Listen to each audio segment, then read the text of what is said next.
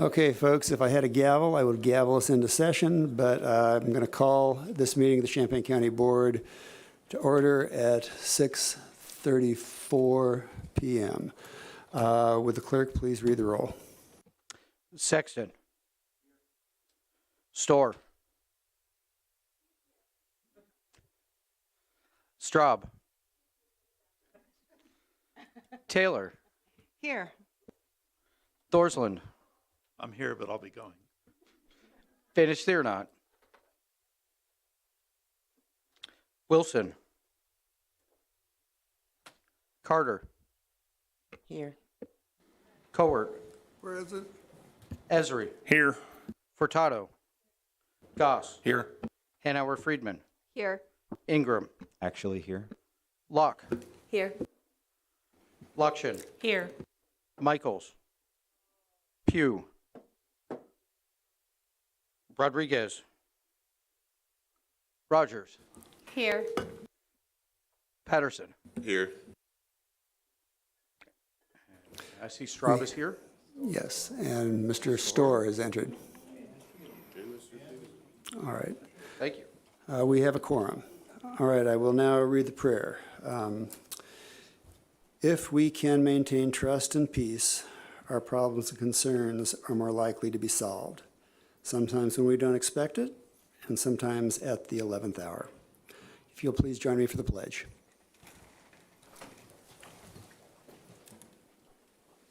I pledge allegiance to the flag of the United States of America and to the republic for which it stands, one nation, indivisible, with liberty and justice for all. Thank you. Will the clerk please read the notice of the meeting? Notice is hereby given that a regular meeting of the County Board, Champaign County, Illinois, will convene on August 24th, 2023, 6:30 p.m. in the Shields Carter Meeting Room, Brookins Administrative Center, 1776 East Washington Street, Urbana, Illinois, in said county for the purpose of allowing and ordering payments of claims against the county, receiving and acting upon reports of committees, and such other matters as may be brought before said meeting, which said meeting shall continue in session from day to day until the completion of said business. Thank you. Can I have a motion to approve the agenda? Straub makes the motion. Second, Lakshan. All in favor? Aye. Any opposed? Motion carries. All right. Can I get a motion to approve adoption of Resolution 2023-212 appointing John Farney in District 3 to fill Stan Harper's unexpired term ending December 30, 2024?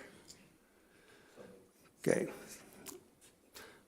All right. Esri and Sexton with the second. Aaron, would you please read the resolution? Sure. Resolution number 2023-212. A resolution appointing John Farney as a county board member in District 3 to replace Stan Harper for an unexpired term ending November 30th, 2024. Whereas Stan Harper, a county board member in District 3 for Champaign County with a term ending November 30th, 2024, submitted his resignation from that office effective July 20th, 2023. And whereas pursuant to 10 ILCS 5/25-11, when a vacancy occurs in any elective county office, the county board shall declare that such vacancy exists and notification thereof shall be given to the county central committee of each established political party, and the vacancy shall be filled within 60 days by an appointment of the county board chair with the advice and consent of the county board. And whereas notification of the vacancy was sent to the county central committee of each established political party, and whereas pursuant to a recommendation from the Republican Central Committee, the county board chair recommends the appointment of John Farney to fill the unexpired term of county board member in District 3 ending on November 30th, 2024. And whereas the county board chair also recommends the appointment of John Farney to serve as a member of the Facilities Committee replacing Stan Harper. And whereas the county executive recommends the appointment of John Farney to serve as a county board liaison on the Extension Services Council, replacing Stan Harper. Now, therefore, be it resolved by the County Board of Champaign County that the appointment of John Farney to fill the unexpired term ending November 30th, 2024 of Champaign County Board Member, District 3 is hereby approved. Be it further resolved that John Farney is appointed as a member of the County Facilities Committee and a liaison to the Extension Services Council. Presented, passed, approved, and recorded this 24th day of August, AD 2023. Is there any discussion? Hearing none, all in favor, please signify by saying aye. Aye. Opposed, same sign. Motion carries. Welcome to the Champaign County Board, Mr. Farney. You'll have this.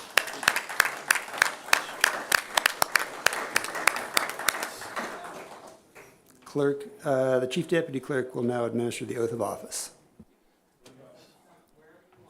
John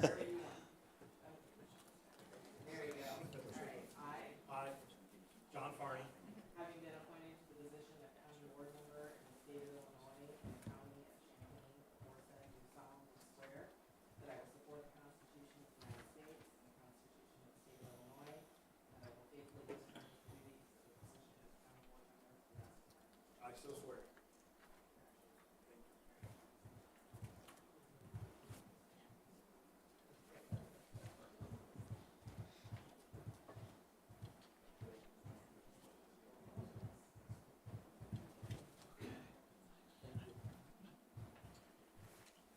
Thank you.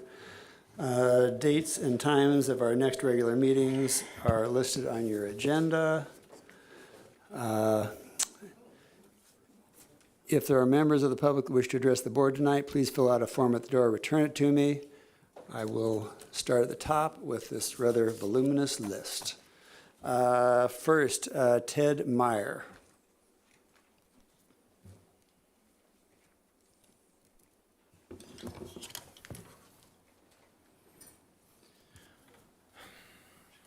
Hello, my name is Ted Meyer. I'm a U.S. Army veteran and practically a lifelong resident of Champaign County. I'm not here to represent any political ideology. I'm just here to represent the U.S. Army citizens of Champaign County.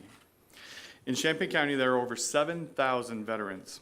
The U.S. Department of Veterans Affairs reports that some 11% to 20% veterans who served in the past conflicts suffer from post-traumatic stress syndrome, or PTSD. Sadly, the worst outcome of PTSD, namely suicide, is increasing among veterans. Also, a 2022 VA study found that veterans with PTSD, compared to those without, are 60% more likely to have a justice system involvement. A new 2-year program to support veterans called VA Stop the Violence, Veterans Mental Wellness, was initiated by a veteran support group. This group is seeking funding from the county's $40 million American Rescue Plan Act ARPA grant. This $165,000 request is only 0.4% of $40 million. Although recommended by the Community Violence Prevention Task Force, it was not approved by the county board. This funding request is separate and distinct from the county's Veterans Assistance Commission, or VAC. The VAC was established to support, in a small and limited measure, emergent needs of veterans, not long-term PTSD impacts. The county should support veterans and their families to combat the adverse effects of PTSD. All is not lost, though. The county board has an opportunity to reconsider this much-needed program, and hopefully the board will wholeheartedly support our veterans. To that end, I would like to tell you a story about my friend and fellow 82nd Airborne Division soldier, Lashana Rodriguez. It seemed like she was about half my size, but she was very feisty. She was also very strong and intelligent.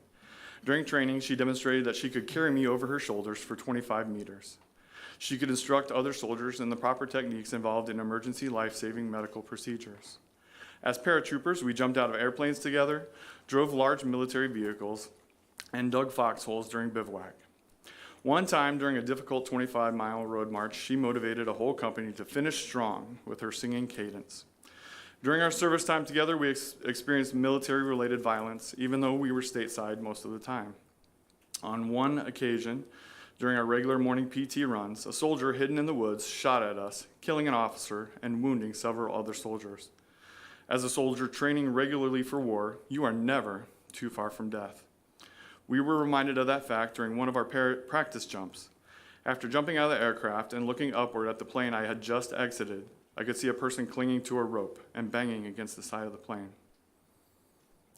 We were told that that soldier had perished during the exercise, and our group would have to jump again immediately to build our confidence. It was the first time I had ever seen Lashana's confidence waver. The female soldier who died was an even closer friend to Lashana. Another event that shook us to the core, known as the Green Ramp disaster, occurred, and 24 members of our division lost their lives when an F-16 crashed and tore through 3 other airplanes on the ground. It is still the largest loss of non-passenger life in an accidental crash on an aircraft on U.S. soil. It is also the worst peacetime loss of life suffered by the division since the end of World War II.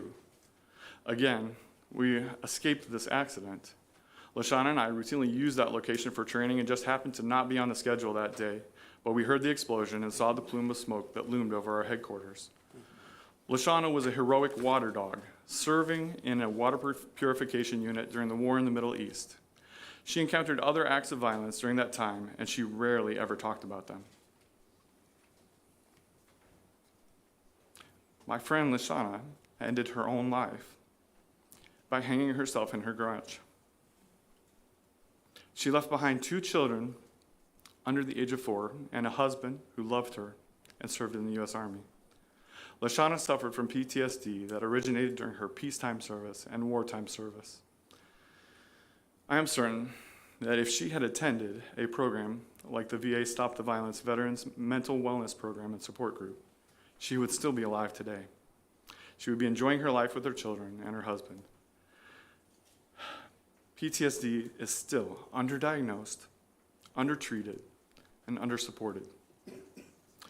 Programs like the VA Stop the Violence Veterans Mental Wellness Program directly address the needs of those veterans who suffer from the effects of PTSD.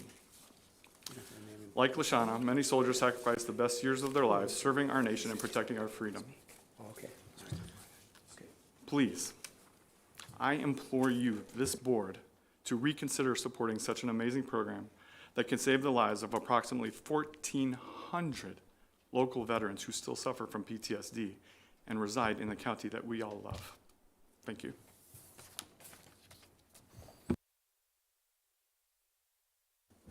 Thank you. Next up is Timothy Willis.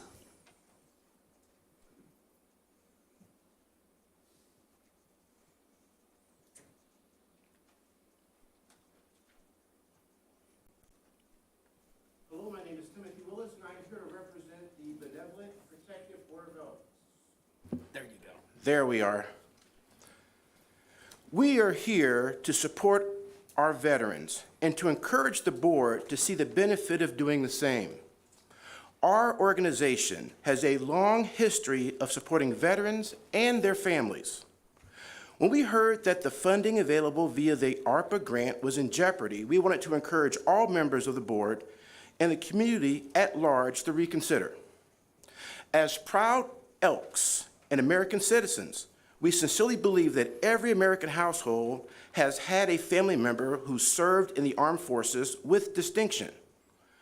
Whether it be a combat veteran or a logistical support veteran, each has distinct needs. These patriots who served our country in direct combat often return with psychological ailments and have had a hard time adjusting to civilian life. And this isn't their fault.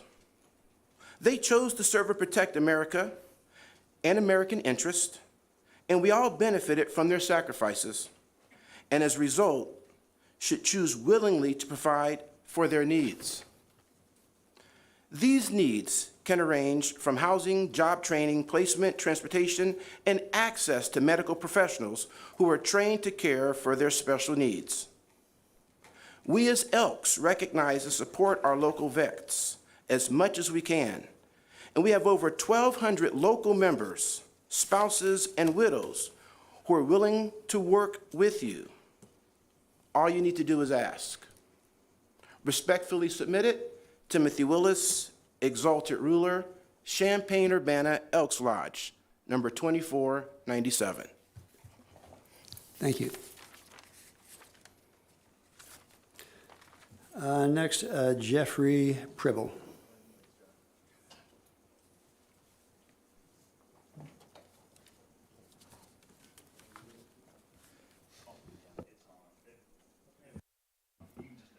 Okay. My name is Jeffrey Pribble. I want to give you a little background on the Elks and how much the veterans and children mean to us. The Elks was started back in 1868. It's a non-political, non-sectarian, and non-for-profit organization. Currently has over 800,000 members at 1,900 lodges nationwide. In 1946, the Elks National Veterans Service Commission was started, and this year is 75 years old. How do we get our money to help the veterans? We all are under what's called the Elks National Foundation, which sees every lodge has the opportunity and is given the same opportunity for the grants. In 2023, the ENF, Elks National Foundation, allocated $9.77 million in grants. The grants are used for community investment programs as well as energizing membership and gaining awareness. Elks volunteers support veterans at 371 facilities nationwide while serving 387,500 veterans at VA medical centers and state homes. The best support I've ever seen for the veterans comes from a website, or actually a phone-in system that's available 24/7 at 1-877-4AID-VET. It offers free and confidential access to VA counselors to give help for absolutely everything. And with the money, we've always been given the opportunity to take care of the veterans. On an annual basis, we are given a grant called the Beacon Grant, where we actually take and go over and visit the folks at the VA hospital in Danville and just basically ask them how we can help. It's ranged from health care to clothes to winter jackets to whatever they need. Turning our backs, we are here tonight because of what the veterans have done in the past. And I don't think that, with the way the world is anymore, that we can take and turn our backs on people that have done so much to make it better for us. Thank you for letting us attend, and Godspeed to all of you. Thank you. Next is Bruce Pavlish.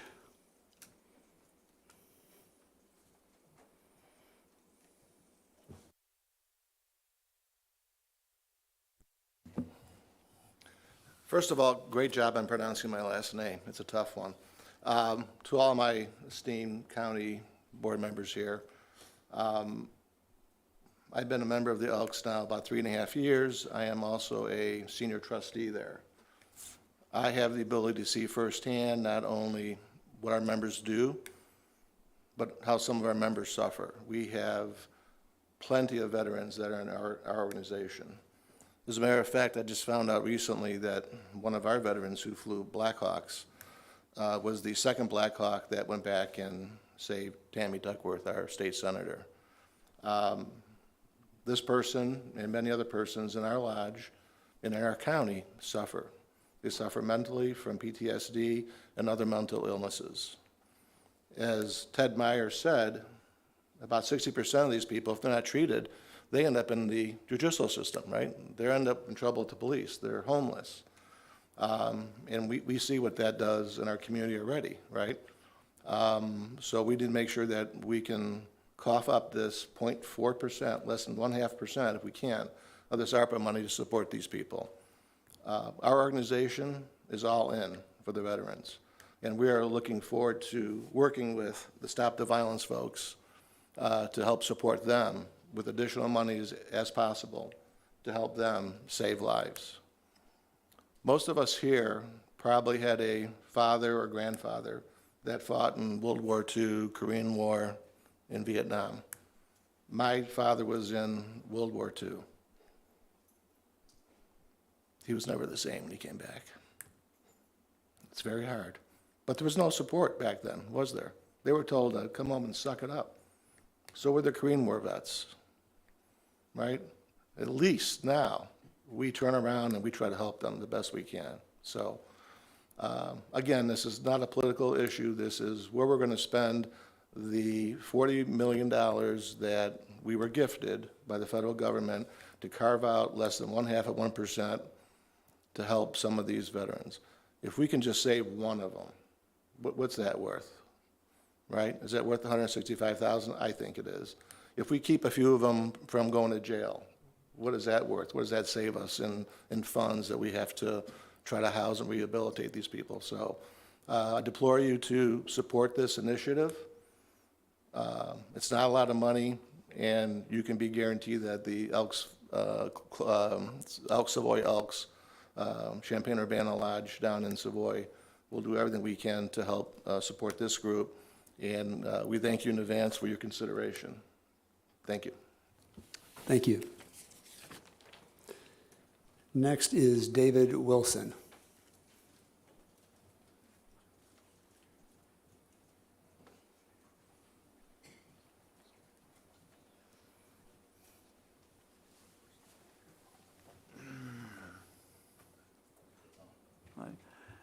I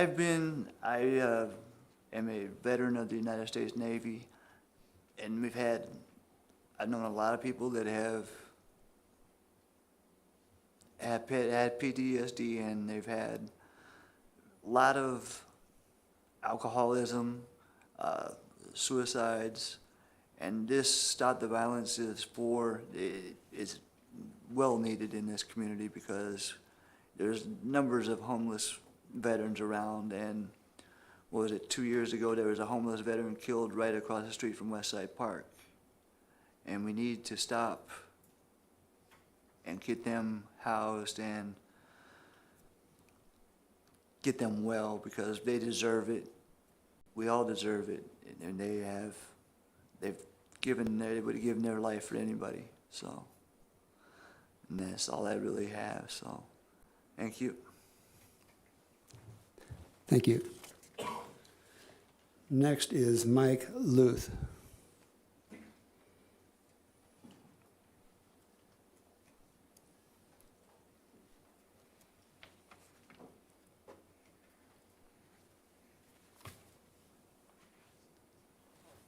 My name is Mike Luth. I'm a hospital corpsman. I was stationed with the Marine Corps in Vietnam. As all of you can probably see, I have an Agent Orange t-shirt on. It's one of the things that an awful lot of us came home with. Me personally, I've had prostate cancer, I've had hypertension, I've got several other problems I've going on which I'm being treated for. Only within the last few weeks have I realized that I have PTSD, and I have just started treatment for PTSD.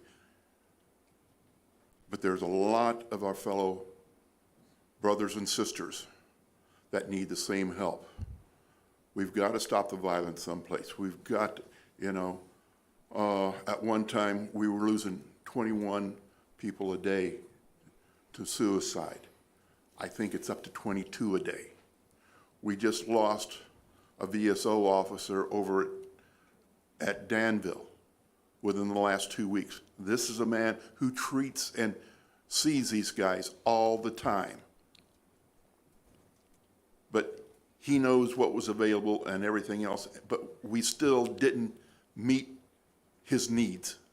We need to meet the needs of our veterans. Thank you very much. Thank you. Next, Stanley Harper.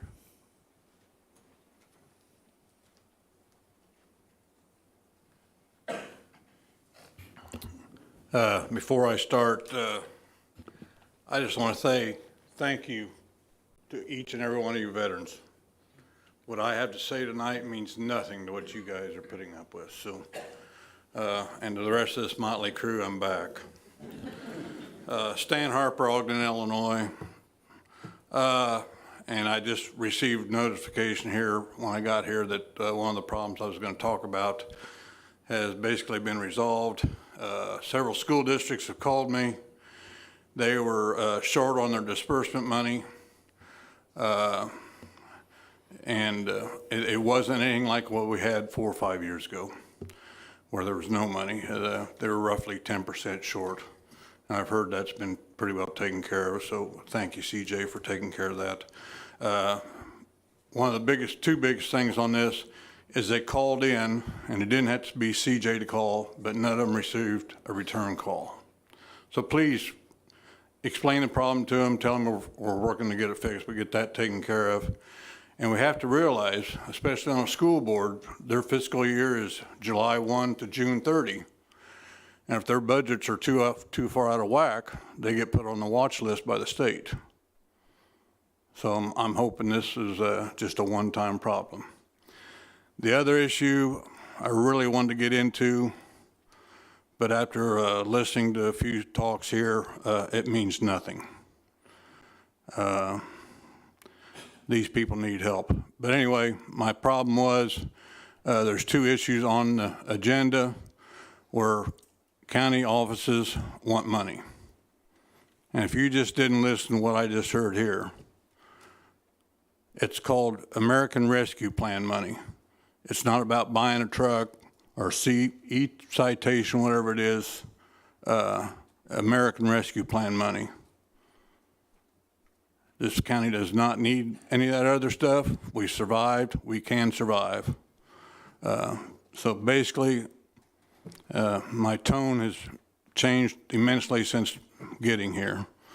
But I hope you take that under my advisement, and hopefully you don't have to listen to me anymore. Thank you. Thank you, Stan.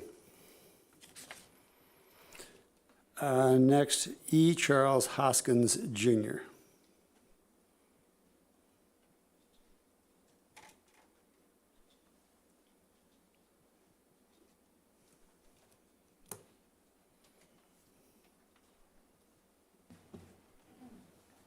Hello, my name is Ezra Charles Hoskins, Jr. Thank you for having me today. I'm here today to speak on behalf of the Stop the Violence Veterans Wellness Program. Hopefully you guys will take in consideration to get that implemented. I'm a former U.S. Marine, served in the United States Marine Corps for 4 years. I currently am a police officer here in Champaign County with U of I Police Department. I'm a veteran of 16 years. I'll be honest with you guys, you know, PTSD and the violence that we have, especially as it relates to veterans, is real, okay?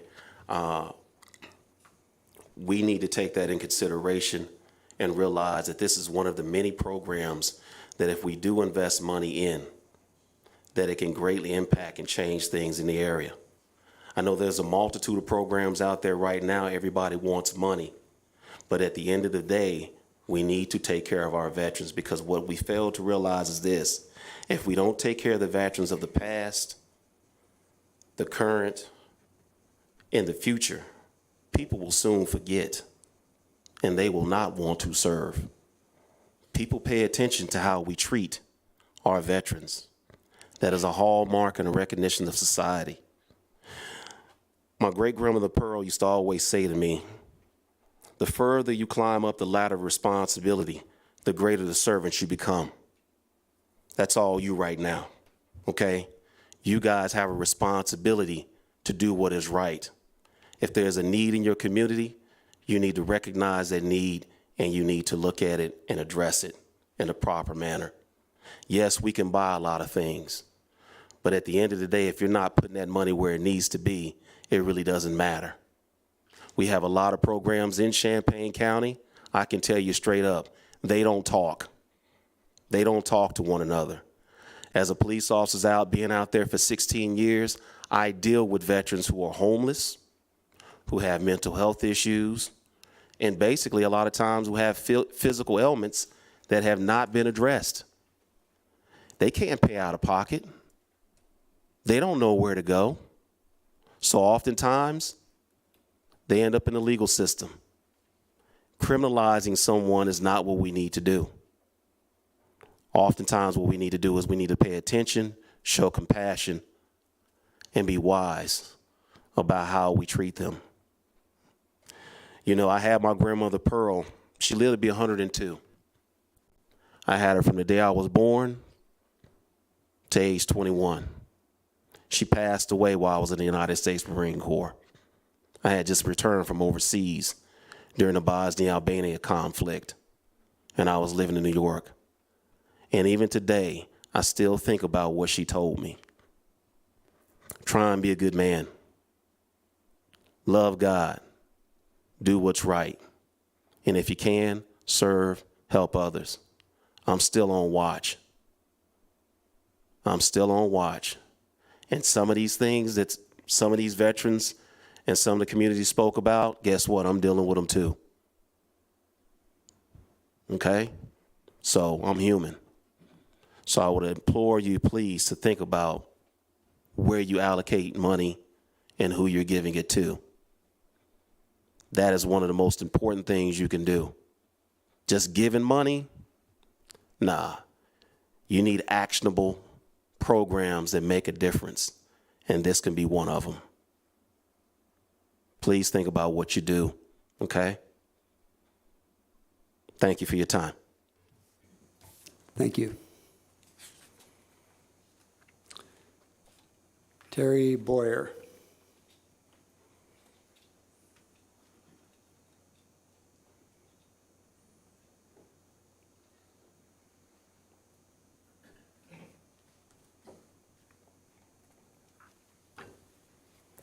Good evening. I'm Terry Boyer with Donahue & Associates. I'm here on behalf of the Sangamon Valley Public Water District. We wanted to give a status update for the ARPA funds that were allocated to the district for design of a water system extending to the northwest of the district. We have pretty much completed design, so we're in the process of sending the documents to Illinois EPA to get the design permitted and approved for construction. Our next step would be to look for the opportunity to obtain some funding to do the actual construction. So just by way of reminder, the project involves about 140,000 linear feet of water main to serve about 120 homes that are northwest of the district there in Mahomet, to help address the gas impacted wells for the drinking water wells that are up there by the People's Gas area. So we've broken the project into a couple phases so we could accomplish a first phase of a booster pump station that's just north of Thornwood subdivision in Mahomet, and that would pump the water along Route 47 to the north. We did design it so we have some cushion for growth if there's ever additional need up there. So right now we're in that status of we've assessed that we need probably about 226 easements from private property owners or other entities along the various routes. That effort has not begun yet. We're waiting to determine where exactly we would be getting the funding for construction before we pursue that path. So that is the short and quick nickel tour of the project and status. I'd be happy to answer any questions if there are any. Mr. Boyer, during presentation, we listened to your comments, so we're not really permitted to do Q&A, but thank you very much for your presentation. All right. Thank you very much. Appreciate it. Jim McGuire.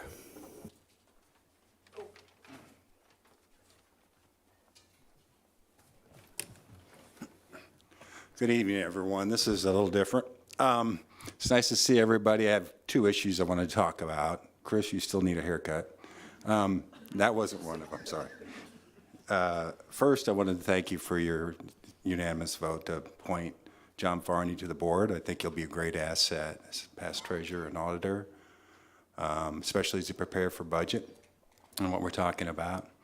The other one is that I am a veteran.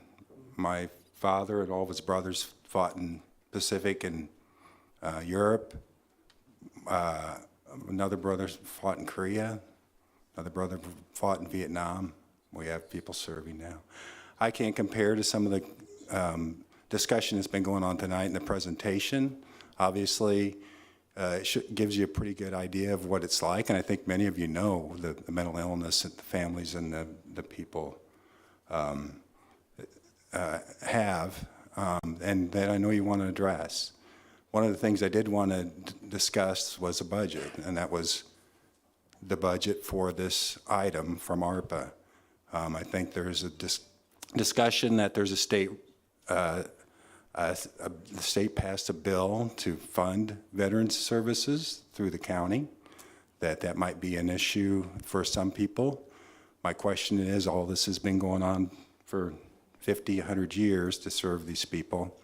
And the question would be, when would that money be available for this program if you didn't use ARPA funds? Obviously, you have two big issues that are going on in the county, and I don't know how many change orders you've had for County Plaza. Obviously, you're not going to stop funding that, or the jail. You have funding for courts, our justice system, another big issue. So putting aside any funding for veterans, any more funding for veterans through the budget process probably won't happen. So I want to support moving this $165,000 from the ARPA funds now so they can start supporting these veterans and their families. Thank you. I see everybody. Thank you, Jim. Next is Lester Potts.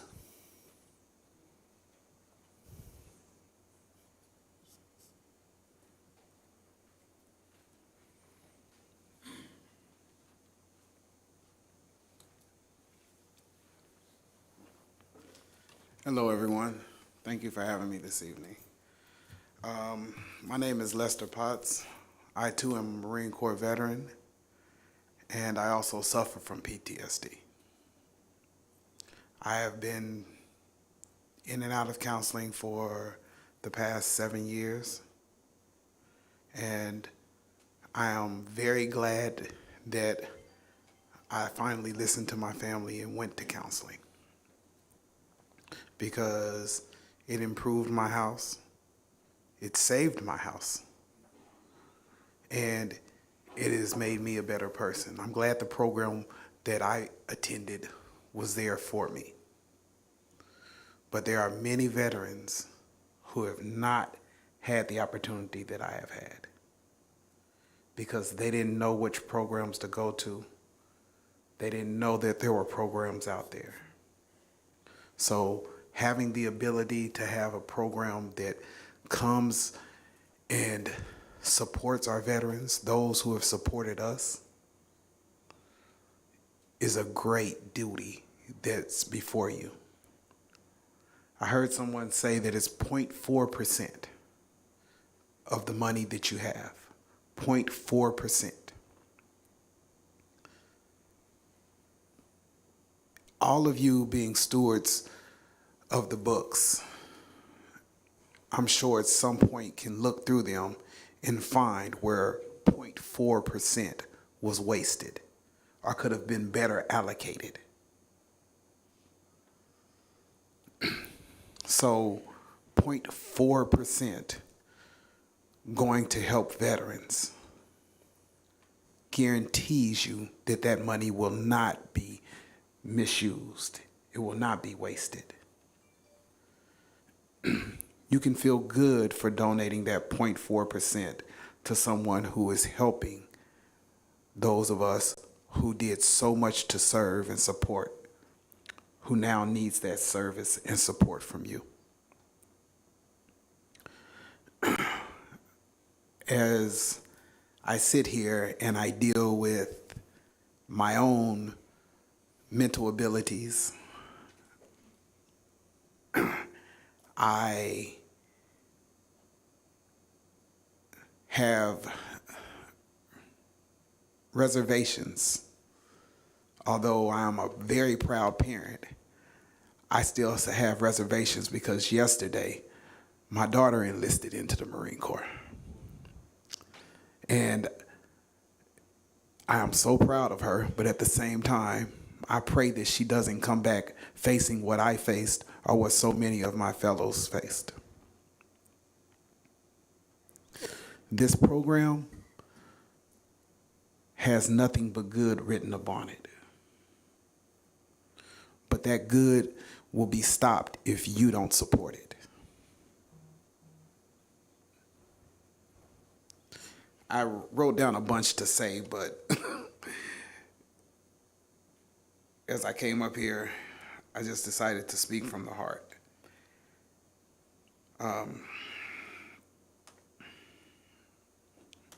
I will end by not necessarily speaking to you, but speaking to the other veterans in here.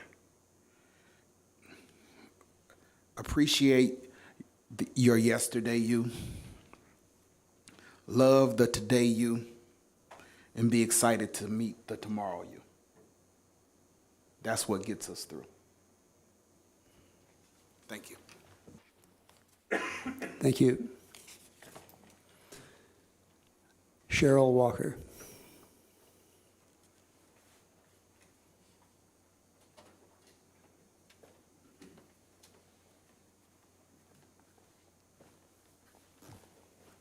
Good evening.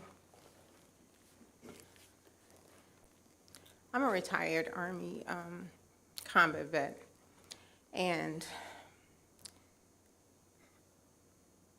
PTSD is not something that can be cured.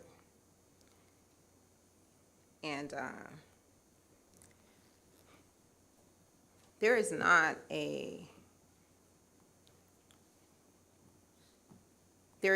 service, a veteran, not a conflict that veterans have not returned, and you cannot recall that they are still not suffering from it. They continue to, you can have a quality of life, but there can be triggered, and it takes them right back to that place. And just like the civilians here in this town, the violence that's going on, they can be triggered. And it troubles me that we sat here in this very room and ARPA money was approved for the civilians here, but because we put the title veteran on it, you guys are struggling to approve funding because it says a veterans program.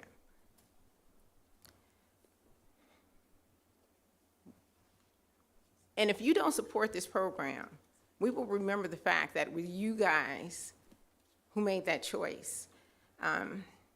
We really need this. I suffer from PTSD, and I came here and I sat and I struggled. And you all remember how I struggled. You offered me your glasses that, you know, you were so kind. And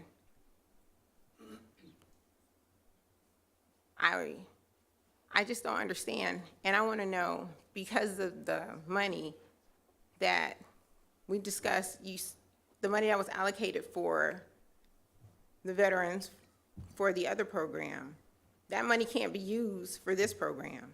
The ARPA funds are for the violence. Please do the right thing and support the veterans. Because if you don't, our whole families will be affected. So I thank you for this time, and please do the right thing. Thank you. Martell Miller.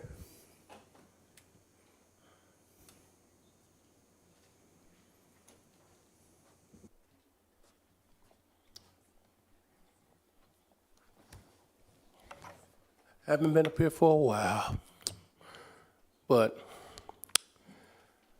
I was called by a friend of mine I grew up with, asked me would I come and speak, and I was at, I think, community coalition meeting, talked to Robert.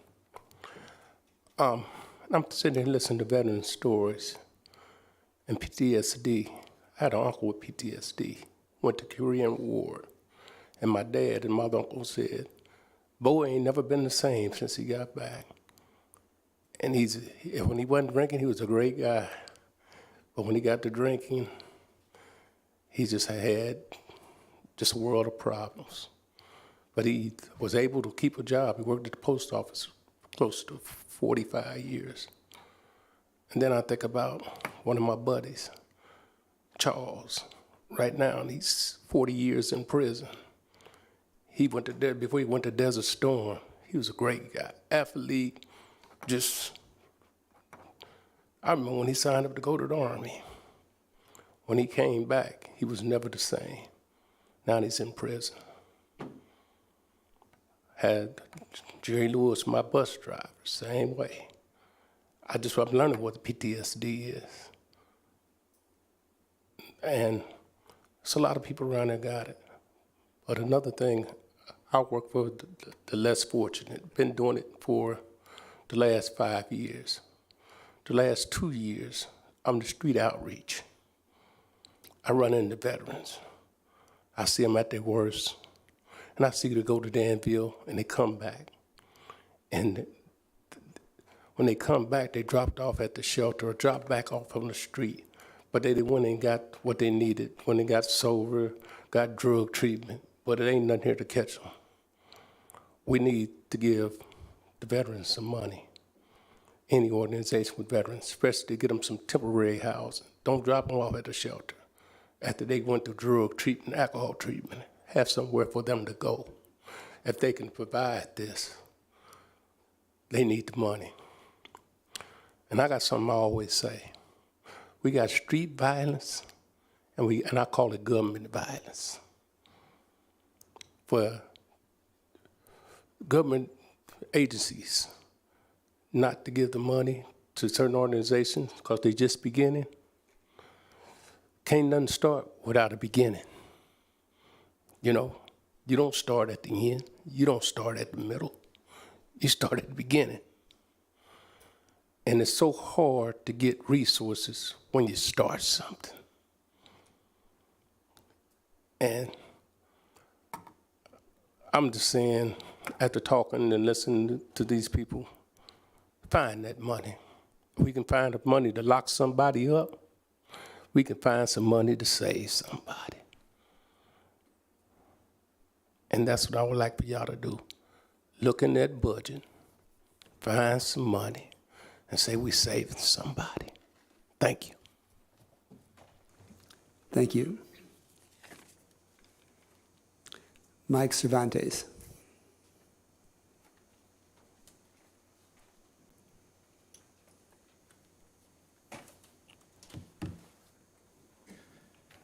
Good evening. Thank you for letting me speak tonight. I came here after meeting Mr. Walker at the Community Coalition, and I remembered I'd met him years ago as he helped me. I am a disabled veteran. He was a VSO that helped me, and he told me about this program. I'm also a law enforcement officer. I work for the Urbana Police Department. I've been there for going on 17 years. 3 years prior to that, I was military police. I was a Navy veteran.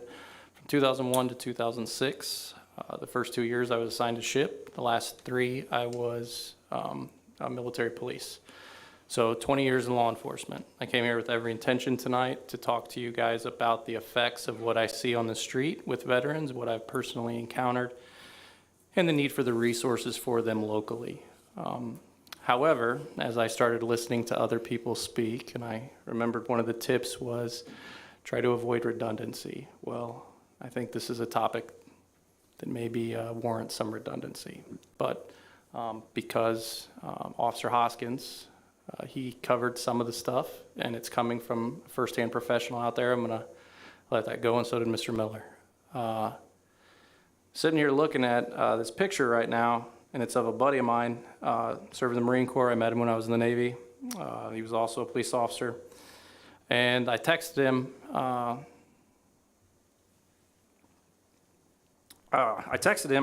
and we were joking around on social media. And then within a week later, I get a call. He's dead. He's taken his own life. This is back September 18th, 2019. He suffered from issues that many of us suffer from. Because, like Officer Hoskins says, we're people too. You can only see so much, hear so much, violence and the horror that people do to one another. And I don't know what was the final straw for him, but that's one of the things. Another one was within the last few years. I spent hours on the phone with a buddy who we went through a call together. He's 100% disabled veteran, and I was fortunate compared to him. But of course, we talked about all the things that are tough in life, and it went to some of the stuff that we encountered. And that's where it ended. And that's where he began talking about suicide and everything that had went wrong as a result of some of that stuff. So PTSD is real. It's there. And one of the things in this program that was most, I say, appealing is the fact that the program that they're proposing and the Stop the Violence also applies to family members, because it doesn't just affect the veterans, it affects their family members, their spouses, their children. You know, how many stories I've heard, about us waking up in the middle of the night, ready to fight, violent encounters, and our wives, our kids, they don't understand why they have to wake daddy up by touching his foot and not being by his face. So it's real, it's out there. I don't envy your guys' positions in certain ways, because you have to make very difficult decisions. I'm sure there are programs out there that are well deserving. Based on what I've heard, this program seems like it could be very worthwhile, and I would encourage you to give them a shot. They're starting up, and like Mr. Miller said, everything has to start somewhere. So if this is a local resource that can help the community, especially the veteran community, and also provide some resources to law enforcement to help with some of the veterans that we see, I would very much encourage you to do that. So again, I appreciate your time. I don't envy you, but please take this into consideration and find the funding to give these guys a shot. Thanks. Thank you. Tracy Parsons.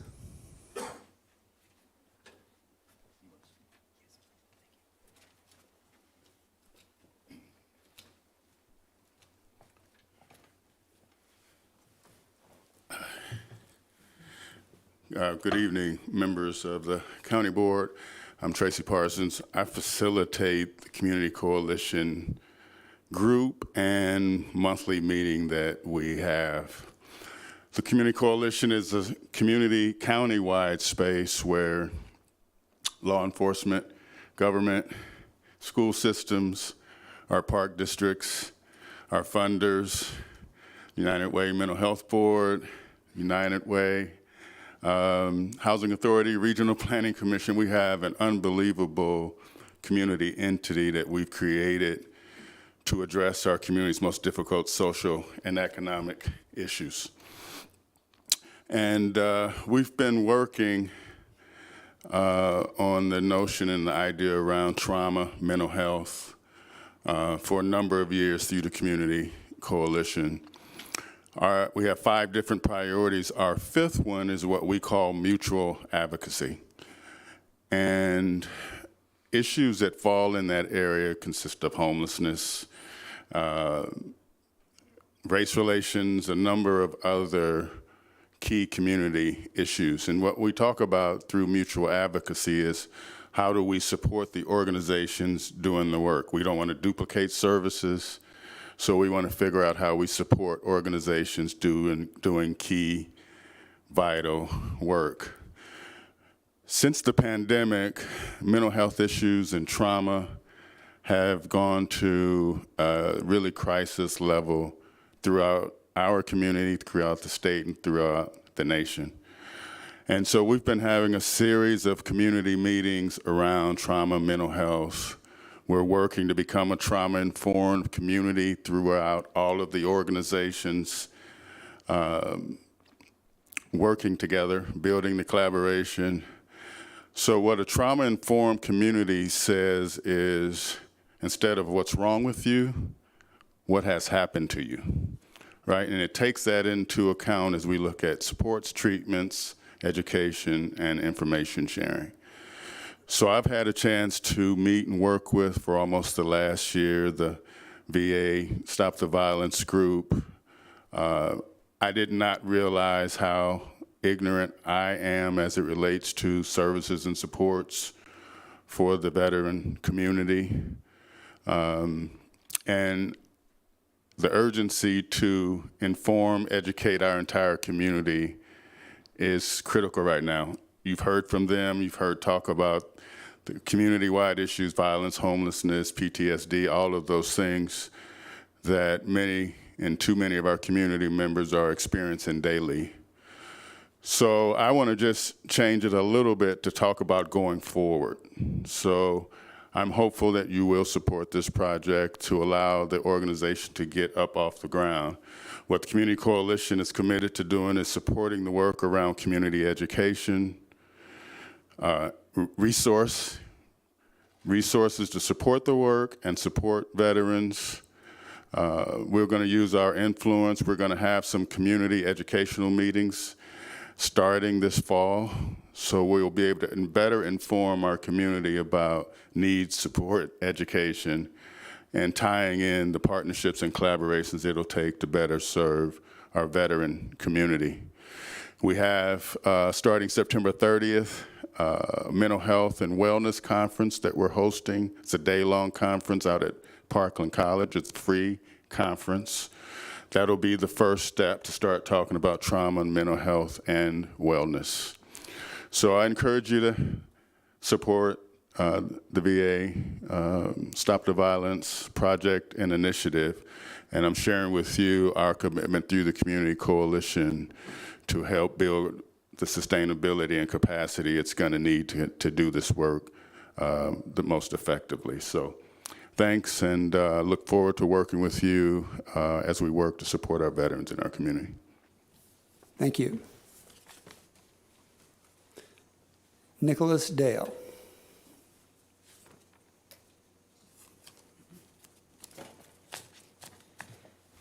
Hi, good evening. Thank you for allowing me to speak tonight to the Champaign County Board. So I want to go over some laws. First of all, I've read an article on the CDC that says in any given year, 20% of individuals suffer from a mental health issue, and in any given American's lifetime, 55% will seek some sort of a treatment. So it is the majority, but moreover than specifically what everyone else here is talking about tonight, some things that would cause an individual distress or mental health issue is crimes that the government commit against its citizens. So since all of you are government members, I feel like there are some crimes that I have been looking at on the ILCS and the U.S. Code that I feel like everyone should know. And I'm sure that some of you have probably read this, maybe some of you haven't. I don't mean to be condescending if this is common knowledge, but for my own closure, I'll read some of these. So I'm not going to have time to read them all, but we have official misconduct, which is 720 ILCS 5/. We have law enforcement misconduct. That's also the same citing, just a different subsection. Someone could, for the government, could commit official misconduct if they violate the Citizen Privacy Protection Act and the Freedom from Location Surveillance Act. Personally, I had an incident of intimidation with the Champaign Police Department and the University of Illinois Police Department. I filed a complaint. I looked at the Broadcastify, or listened to it. Apparently, a sheriff's, it said maybe it was a sheriff's office, dinged the flock system, but I don't think it was a flock system.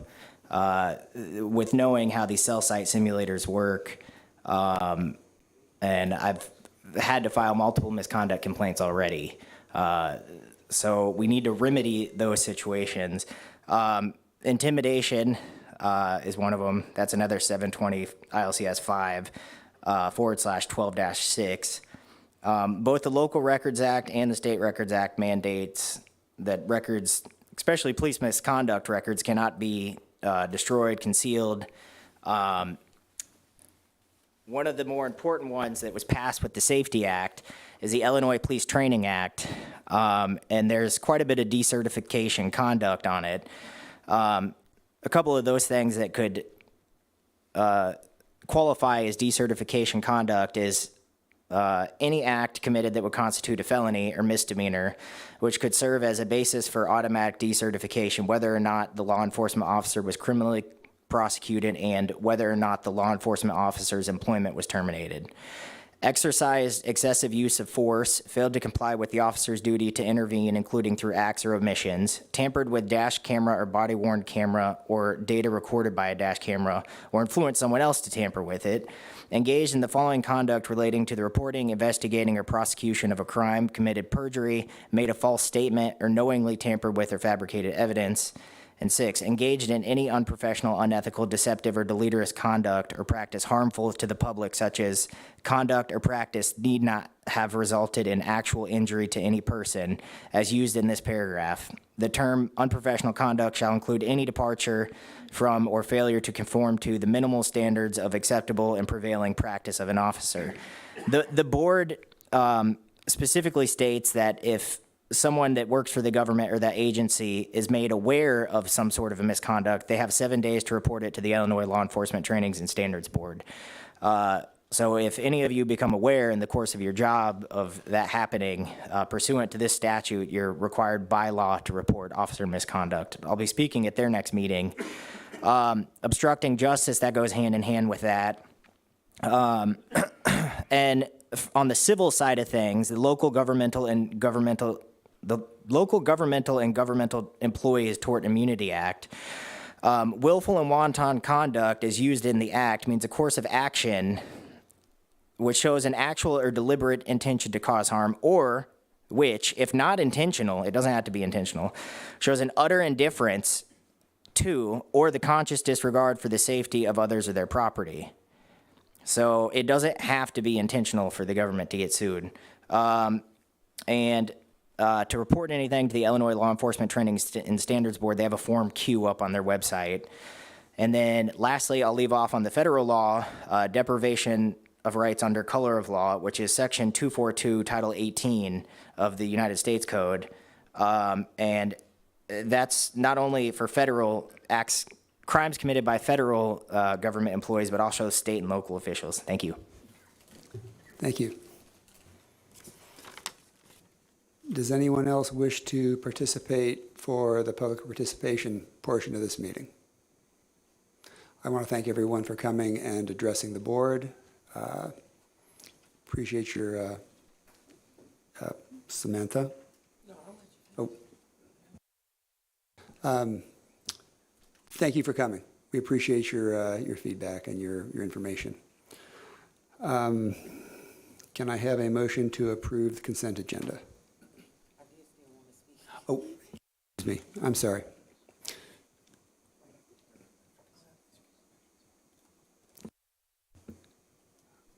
All right. Can I get a motion to approve the consent agenda, please? Okay. Jen Locke, motion. Aaron Esri with the second. Is there any discussion? Hearing none, would the clerk please call the roll? Sexton. Storr.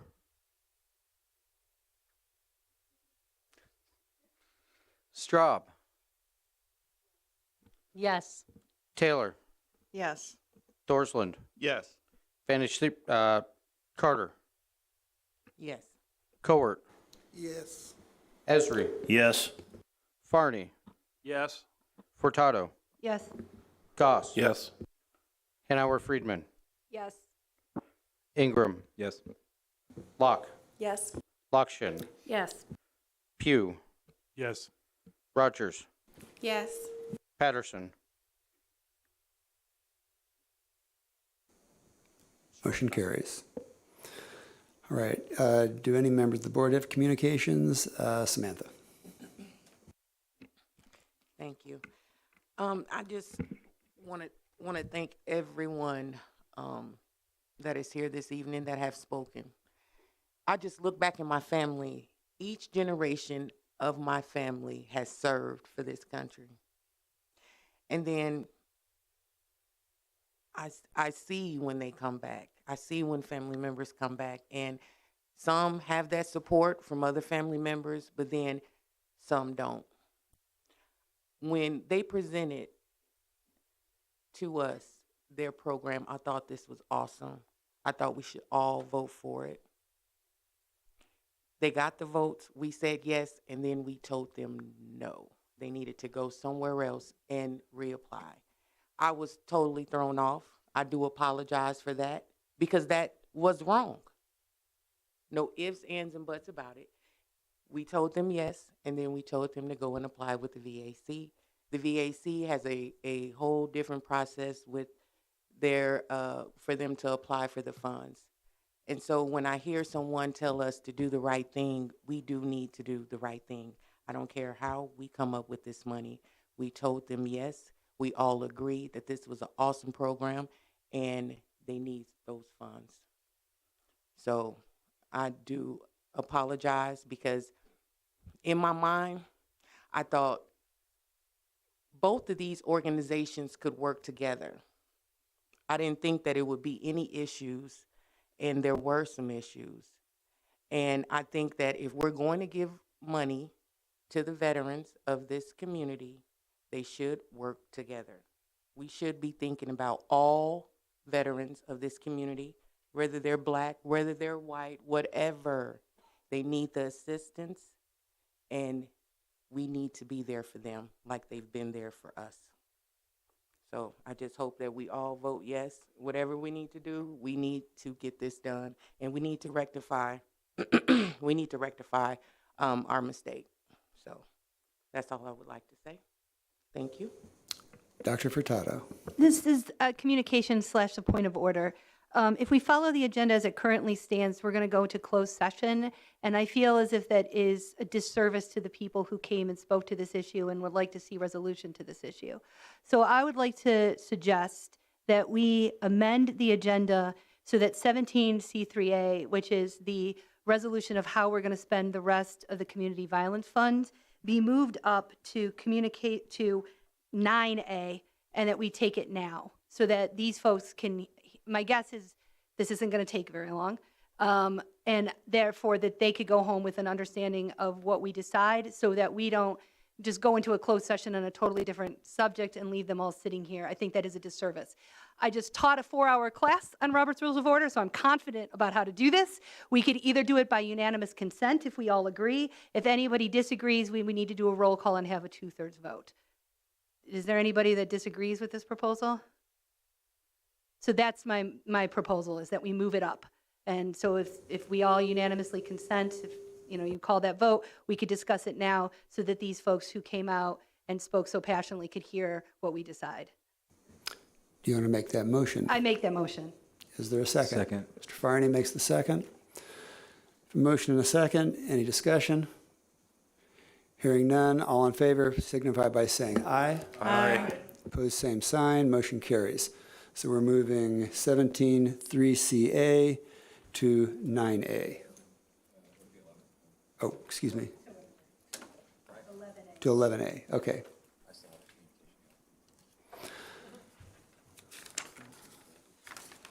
All right. Request for ARPA Community Violence Prevention Funding, $165,000 unallocated. At this point, oh, I'm sorry. Go ahead. I don't know if anybody else had communications. One thing I wanted to point out from a communication standpoint, I believe Dr. Storr is growing his hair out for Locks of Love to be donated. So I just wanted to put that on the record. And I also wanted to mirror my seatmates' thanks to everybody who came out to speak this evening, particularly those who were willing to speak about your own PTSD, which has not always been. It's still not easy. It never is easy, but it's not been a thing that has been as commonplace or as accepted, in particular amongst men. So I very much appreciate you all taking the time to actually come out and kind of expose yourselves a little bit to that. That's a very hard thing to do. I spent a lot of time on Navy bases as a child and decided that that was not the life for me, but I very much thank you all for your service and respect your time spent here tonight. And also, I should apologize to Ted Meyer for jumping into action and getting more sheets ready while he was speaking on a very serious subject. I wanted to get more public participation sheets done, so sorry about that, Ted. Again, mirroring my peers, thank you all for presenting. Thank you for presenting your own vulnerabilities. I know that that's not easy as the daughter of a retired Marine. Second, it's been very hot and the sky is blue. But bringing water to agencies that help folks who are homeless or dealing with instabilities is a great idea. Finally, at the Mental Health Board study session that we had in conjunction with the Developmental Disability Board last week, we heard from disability advocates who were speaking about their own disabilities and the disabilities of, other folks they know and things that they need. And something that came up over and over again in our county is a lack of affordable transportation. Even when folks can get the Dash passes, which is a free bus pass, a lot of folks are needing to spend $2 a ride on the Parrot Transit service because their work hours are, kind of funky, or because, they just need those accommodations. And as you can imagine, $2 a ride when you are living off Social Security disability becomes quite expensive quite quickly. So that's something that I said that I would mention during communications, and something as a board that maybe we want to be cognizant of in the future. Thank you. Thank you. Anyone else? Hearing none, then we will now go to item 11, new item 11A, ARPA Community Violence Prevention Funding.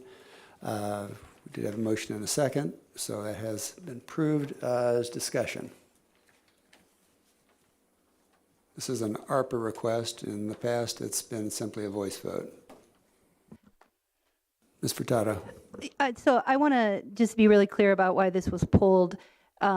It in no way, shape, or form was ever pulled because we didn't support the initiative. The question was, is this initiative something that we would fund for a year and then it would just fall off a cliff because we hadn't built a relationship with the Veterans Affairs Committee? To Mr. McGuire's point, the law that was passed puts us basically on the hook. And to be clear, we need to figure out how we're going to do this to fund a significant amount of money from our general fund to Veteran Affairs, 10 times the amount of money that we currently give. So we're working that out with the VAC, and the question that we sort of had was, is this program going to be something that's sustainable with that VAC, or are we going to start something and it's just going to end?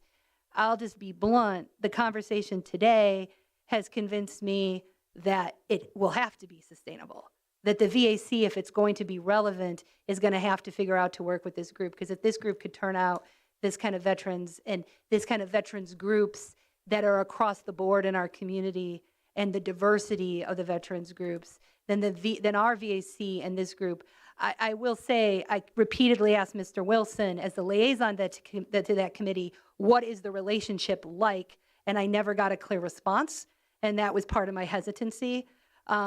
And so I do think we need to have a conversation. We're going to address this later about that, about our representation on that board and how we as a board could do a better job facilitating that conversation. But this testimony was compelling. In particular, Mr. Miller and Mr. Hoskins' point about that this is specifically addressing the kind of issues that the community violence money is supposed to address. And so I still sometimes, one of the things I would love to ask this group, you clearly have roots in our community, is we have no needs assessment on what our veterans need. It's just not something we've done. Maybe as part of this relationship, maybe this group would be a good group to help us conduct that needs assessment, so that when we get to the point when we're putting the 10 times the money in, that we have a clue what we're doing with it and it's actually getting to people in ways that they can need it. But all that said, I support this, and I think we should just move forward with it. Go ahead, Mr. Esri. Thank you. Stephanie, let me just start off saying thank you for kind of explaining where you were coming from and stuff, and I agree. The money that we're talking about right now is ARPA funds. So I have no problem spending that on this. Ultimately, even if this program would not continue, do I want to see it continue? Yes. I mean, something along this lines, definitely. But if it was even for whatever reason, it's only 1 year, if we can help veterans with it, that's great. But, yeah, I can back it tonight, no problem. And I would agree that we do need a assessment and figure out what level of funding ultimately we need to provide for the county as a whole going forward from tonight. But as far as spending tonight, the ARPA money, I support it. Yeah. Go ahead, Ms. Carter. So are we getting those numbers together? How many veterans are gonna get help through this program?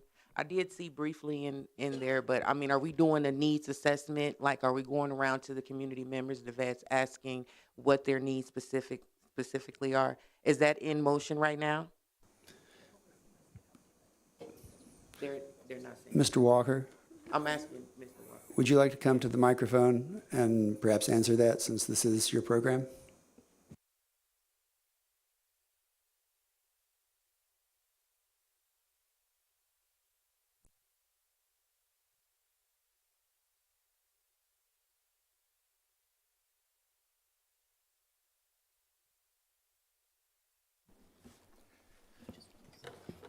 That is one of the goals of the program, is to come up with a good assessment of really what's going on. And we feel that we can accomplish that mission, especially if we have that 2-year window to build on. It will be an excellent, because we're teaming up like with the coalition and with the VA stakeholders, so we can drive that information. So if I'm allowed, I'd like to present my team who've traveled a long way, obviously, to be here tonight. We have Bishop Byron Smith, who will be leading the training. We have Grace Weltman, who is the policy maker for us and helps us, gather that data. And then we have Nicole Massey, who is a legal representative for us. So we plan to address all those issues.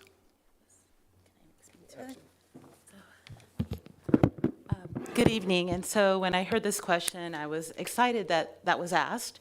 So part of what we want to do initially when we get this program up and running is start off with what are we going to measure, what are the outcomes, and really do that needs assessment, because we want to measure and have the metrics in place so that we can produce those outcomes. I have over 2 decades of experience creating sustainability plans for organizations that has resulted in funding models that have taken private and public dollars. So we will be equipped to provide that. And one of the things I noticed in doing our assessment for this program, there wasn't a lot of clear data on the needs for veterans. There's data on veterans, but really drilling down and saying, what percentage are we going to target, where the needs are, and since we're diving deep with families and children, we're going to have some really good data we plan to have at the conclusion of when we get this program using these funds.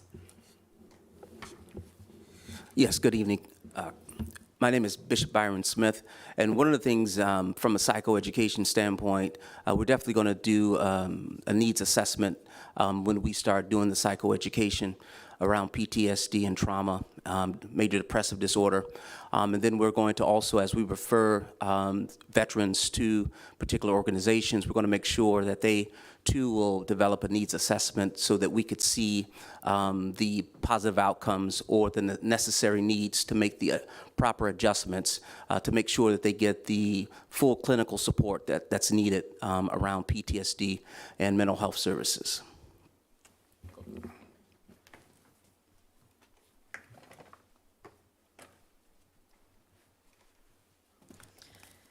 Good evening again. I just wanted to address real quick the question that came up with the VAC and our relationship. I'm a little bit surprised that the notion was that we're in any way competing against the VAC, that we don't have a good relationship. It's quite the contrary. We met with the superintendent. He supports our program. The VAC, of course, is one of our partners. But the VAC in the current form with the current money that they have is not able to support our program. And yes, we can wait a couple of more years, but things generally move very slow, so nobody can really say when money will be available for the VAC, when they have the increase, even though it is the law. But on the ground, it looks a little bit different. So there are a lot of options to work with the VAC. I don't know yet how that funding is going to look like, but the VAC will be a valuable partner because they provide additional resources and we work with them. I would say we have a very good relationship. They like the program because this is something that has not been addressed in the community. And as you all heard tonight, it is desperately needed. And I think the testimony tonight, I'm still processing it. And we're usually the quiet community, but I guess we were not so quiet tonight.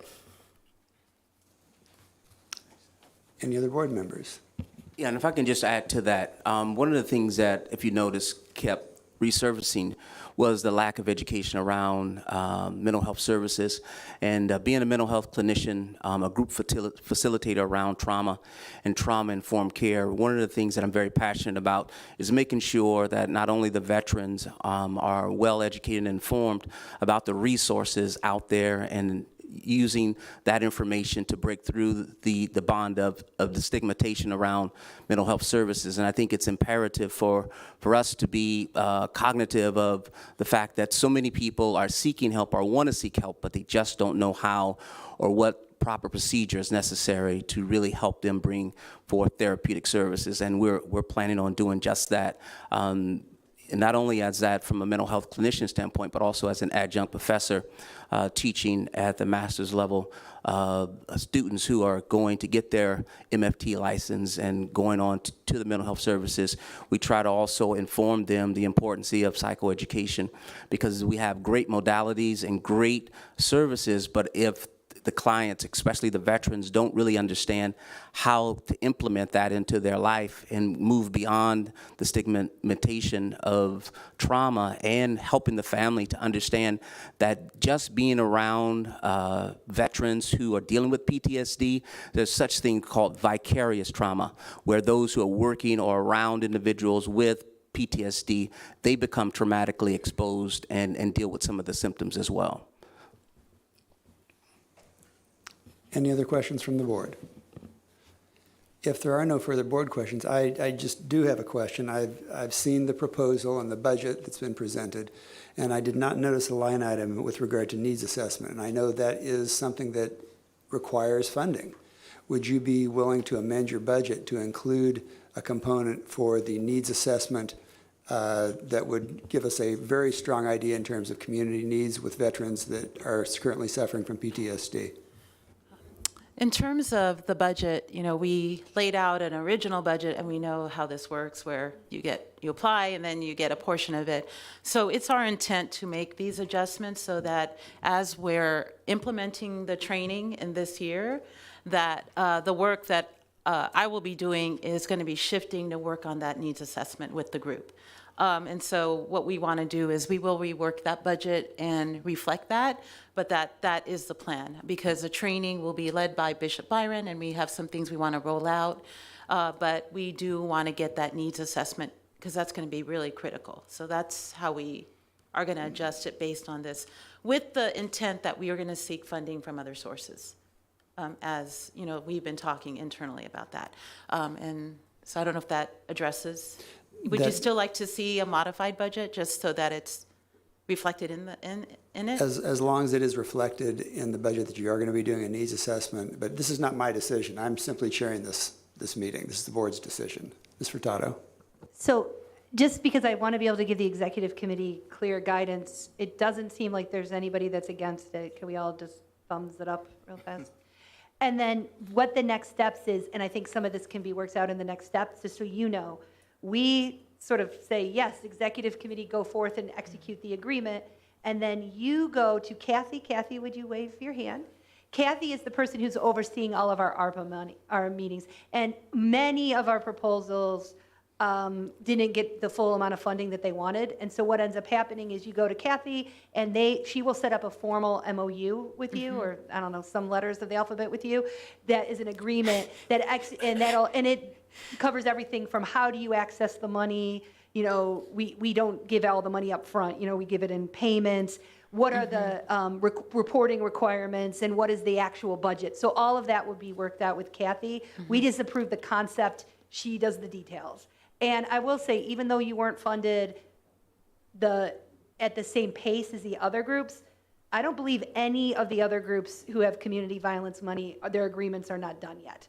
So like they're all in process right now. So you're maybe a little bit behind, but you're not really, like, none of those programs have started either. So that's the next step, is before you leave, make sure you get Kathy's card or some way communicate with her. And then to Steve's point, yeah, I think the assessment would be something that would be a humongous value to this board for funding beyond just this money, but to that broader money that we need to figure out how to do. And so have you applied for through any other cities outside just the county? Have you applied with Champaign and Urbana? I see the partnership with the coalition, but. Yes, we plan to do all of that, but we're still kind of in a holding pattern with you, so we haven't really, we talked about it, we've you know, partnered with a couple of different groups, the VA and the coalition, but yes, it's our plans to, and I heard some other groups here tonight that might be willing to help fund this program. Because I do understand from the county side, getting it into the budget. So that's why it would look and be better if we did get some money sources outside of the ARPA funds from other municipalities. Sure. I think the goal is that we want to sustain this long-term. So the more partnerships we form and establishing this program will establish the credibility that leads to the leveraging that we will do for other funds. And they could be local, they could be federal, whatever. We'll work with a collaborative group. And we did say that in the proposal, we want to create a community advisory board that will help us move this work forward.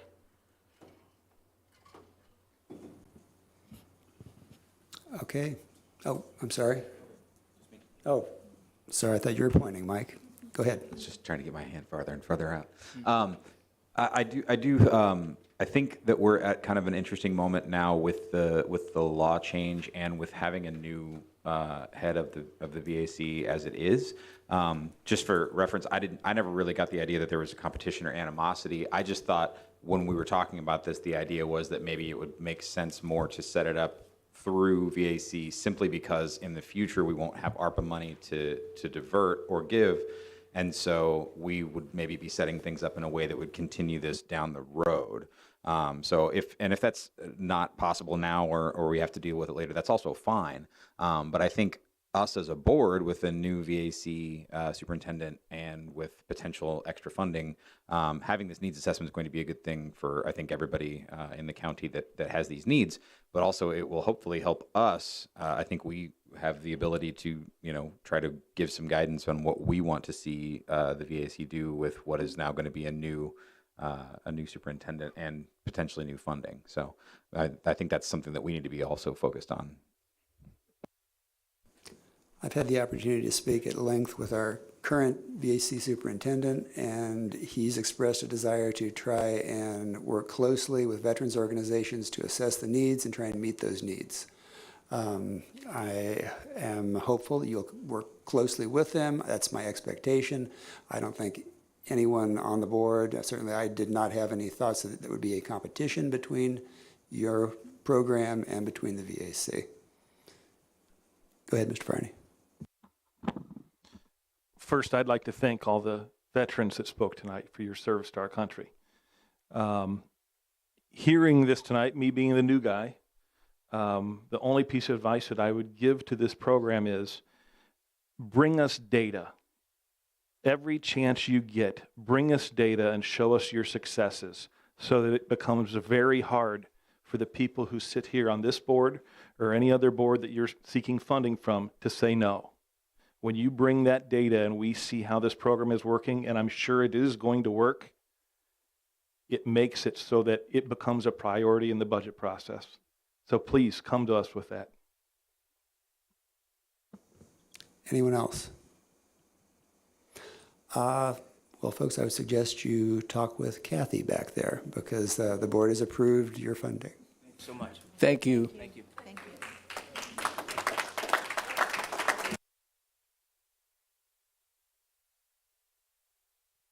All right. Kyle, would you read the motion to enter closed session, please?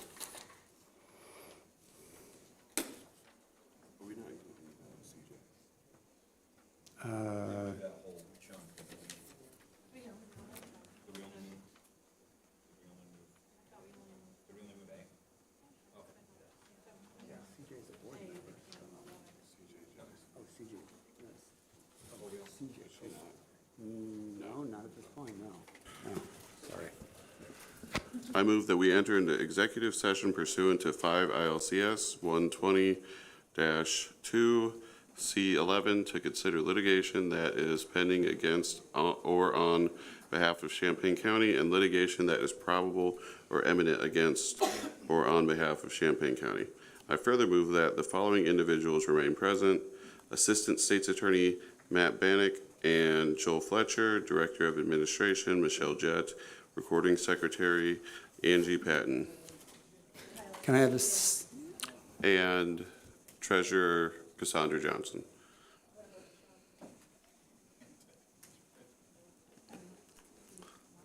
Bob, don't forget Bob. Let me see the resolution, Kyle. All right. And also moving that we include both our treasurer and chief deputy treasurer. Can I have a second, please? Second, Ms. Lokshin. All in favor, signify by saying aye. Aye. Oh, sorry, excuse me. No roll call. My apologies. All right. Sexton. Storr. Straub. Yes. Taylor. Yes. Thorsland. Yes. Carter.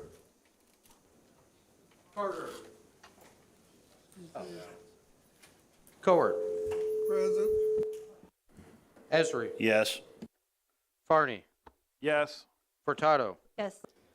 Goss. Yes. Hanover Friedman. Yes. Ingram. Yes. Locke. Yes. Lockshed. Yes. Pugh. Yes. Rogers. Yes. Patterson. If everybody else is outside, we can stay in here. That affects our IT stuff, unfortunately, so, yeah. So we will meet in the Putman room.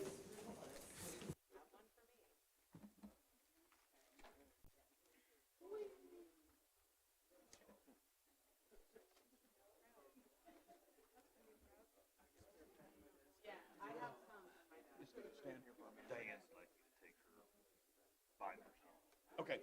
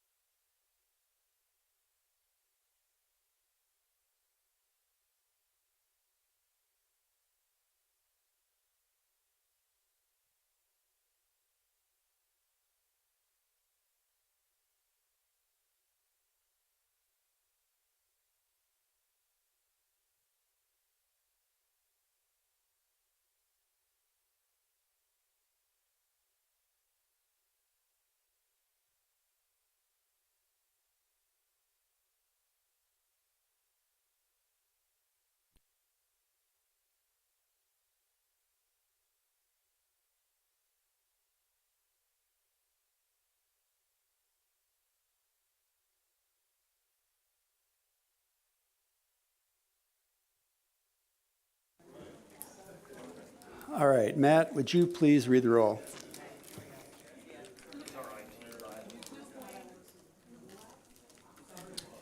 Please read the roll one time. One more time.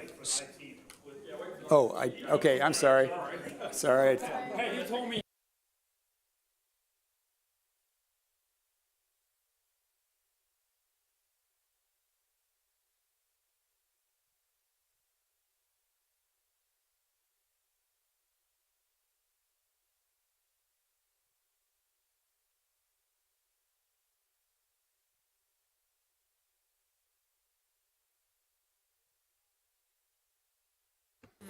Sexton. Here. Storr. Here. Straub. Yes. Taylor. Here. Thorsland. Here. Carter. Here. Cowart. Oh, Carter. Cowart. Esri. Here. Farney. Here. Cortado. Goss. Here. Hanauer Friedman. Here. Ingram. Locke. Here. Lockshin. Here. Pugh. Here. Rogers. Here. Patterson. Here. We have a quorum. All right, approval of the minutes. Can I get a motion to approve the minutes from July 20? Okay, so moved by Carter, second by Locke. Is there any discussion? All in favor, signify by saying aye. Aye. Opposed, same sign. Motion carries. Standing committees, summary of action taken at facilities, environment, and highway are all received and placed on file. Summary of action taken, committee of the whole for August 15th is received and placed on file. New business. Can I get a motion to approve the adoption of Resolution 2023-213 authorizing payment of claims? Moved by Thorsland, second by Straub. Is there any discussion?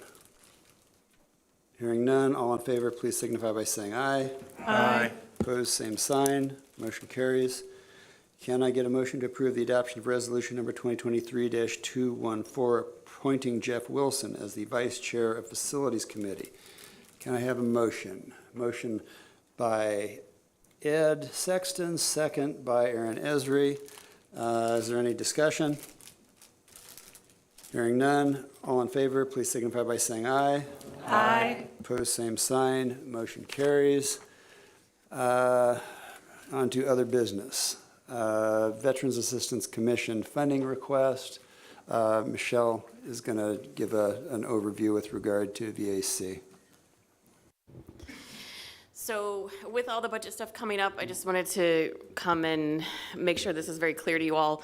Executive Summers and I have been trying to work with the VAC very diligently all year to understand the new legislation and to come to a plan and an agreement on how we would do the potential funding increase that they could ask for. We really wanted to avoid a ramp like this and do more of a ramp like that. So we had an agreement at their VAC meeting, I believe in June, that they were going to ask for a $40,000 increase, which was very reasonable. They could articulate what it was going to go for. And then we were going to spend fiscal year 24 doing some analysis of how they're doing support, how they want to change it. Take the time to implement the new legislation, as there's still a lot of questions about what all it actually means, and then anticipate a larger, more significant increase for fiscal year 25. So we drafted their budget with the VAC superintendent under that agreement. That was done by end of July, early August. They met in mid-August and approved a different plan. They've approved probably $50,000 to $100,000 of additional costs. I haven't had a chance to figure out the exact numbers. I have a lot of questions about what exactly they approved. I haven't seen the minutes, and Executive Summers and I neither of us were at the meeting as we were unaware that these were the things that were going to be discussed. So I don't actually have a lot of answers for you, but I just wanted to make sure that you're aware as we go into the budget hearings and all of the other things that we're going to be talking about, that there is this outstanding cost, which is about as descriptive as I can get for what it's going to possibly be. We're going to continue to talk to them over the next week or two and try to get some clarification. Their next scheduled meeting isn't until November. We're going to try to convene with the board before that and see if we can get a little bit of education on how the budget process for the county works and get a little bit of a recalibration of the needs that they're asking to have funded for fiscal year '24 back to our original agreement and bring down this unknown quantity that we're potentially looking at this point. The current VAC superintendent is away, has been away all week for training. I've reached out and spoken with one board member. I've emailed the board chair. He has not responded to me yet. The former superintendent was here yesterday and said that he'd like to talk with me. I said I would certainly like to talk with you. And he was here for half a day, and when I went down to check his office after lunch, he had departed. And I have a phone number for him. He's not responding to my phone calls. Again, as Michelle stated, it has the potential to have a significant impact on our budget. In talking with Tammy, she feels that we are around $600,000 over at this point now, which is going to have an impact on expenditures that the board will have to consider for the next budget cycle. I wish I had more information for you. I'm trying to get more information, and as soon as I get more information, I will share it with you. Go ahead, Stephanie. So as finance chair, I asked to put this on the agenda. My understanding of what happened at the meeting is they approved, and maybe they can dial it back, or maybe they didn't quite understand the ramifications of this. They approved a raise for the supervisor. They approved more hours for the supervisor, and they approved additional staff person. The problem with this is we have a board liaison to that body who encouraged this action with no feedback from anybody else on the board and outside of the budget process. And I don't care what party the person is from or what role they have, that cannot happen. We cannot have board members, and especially in this case, if they did formally vote on this, we, by law, have to give them up to $1 million in funding. I don't really know, like, it basically ties our hands. Going into the budget process, we as a collective body in conversation with these other groups should be making these decisions. It should not be happening in this way. If we're going to serve on a board, you have to, you can't outpromise what the rest of the board is, especially staff positions. I know for a fact, if you look in the budget, and I'm not saying that we could fund these or not, but if this is actually something that they want to have happen and we have to fund, we have a sheriff who asked for 4 new deputies. We have a state's attorney who asked for a victim advocacy position. To be blunt, depending on how this shakes out, this could take away that decision-making from the board because one person on one board encouraged an action that I don't know if we can roll back. It's unacceptable. This doesn't happen, okay? This cannot happen. We cannot have board members making promises that the rest of us have to cash. Full stop. And I will say this to Mr. Wilson when he gets back to town, but I have to admit, I was pretty hot when I heard about this. Mr. Goss heard from me. I've cooled down a little bit, but this, we have to be able to, one of the goals that I've had, Tammy, Michelle, and Peter from the State's Attorney's Office spent months trying to rein in this idea that we're giving bonuses and new staff just willy-nilly across the county. We put a ton of time into that resolution.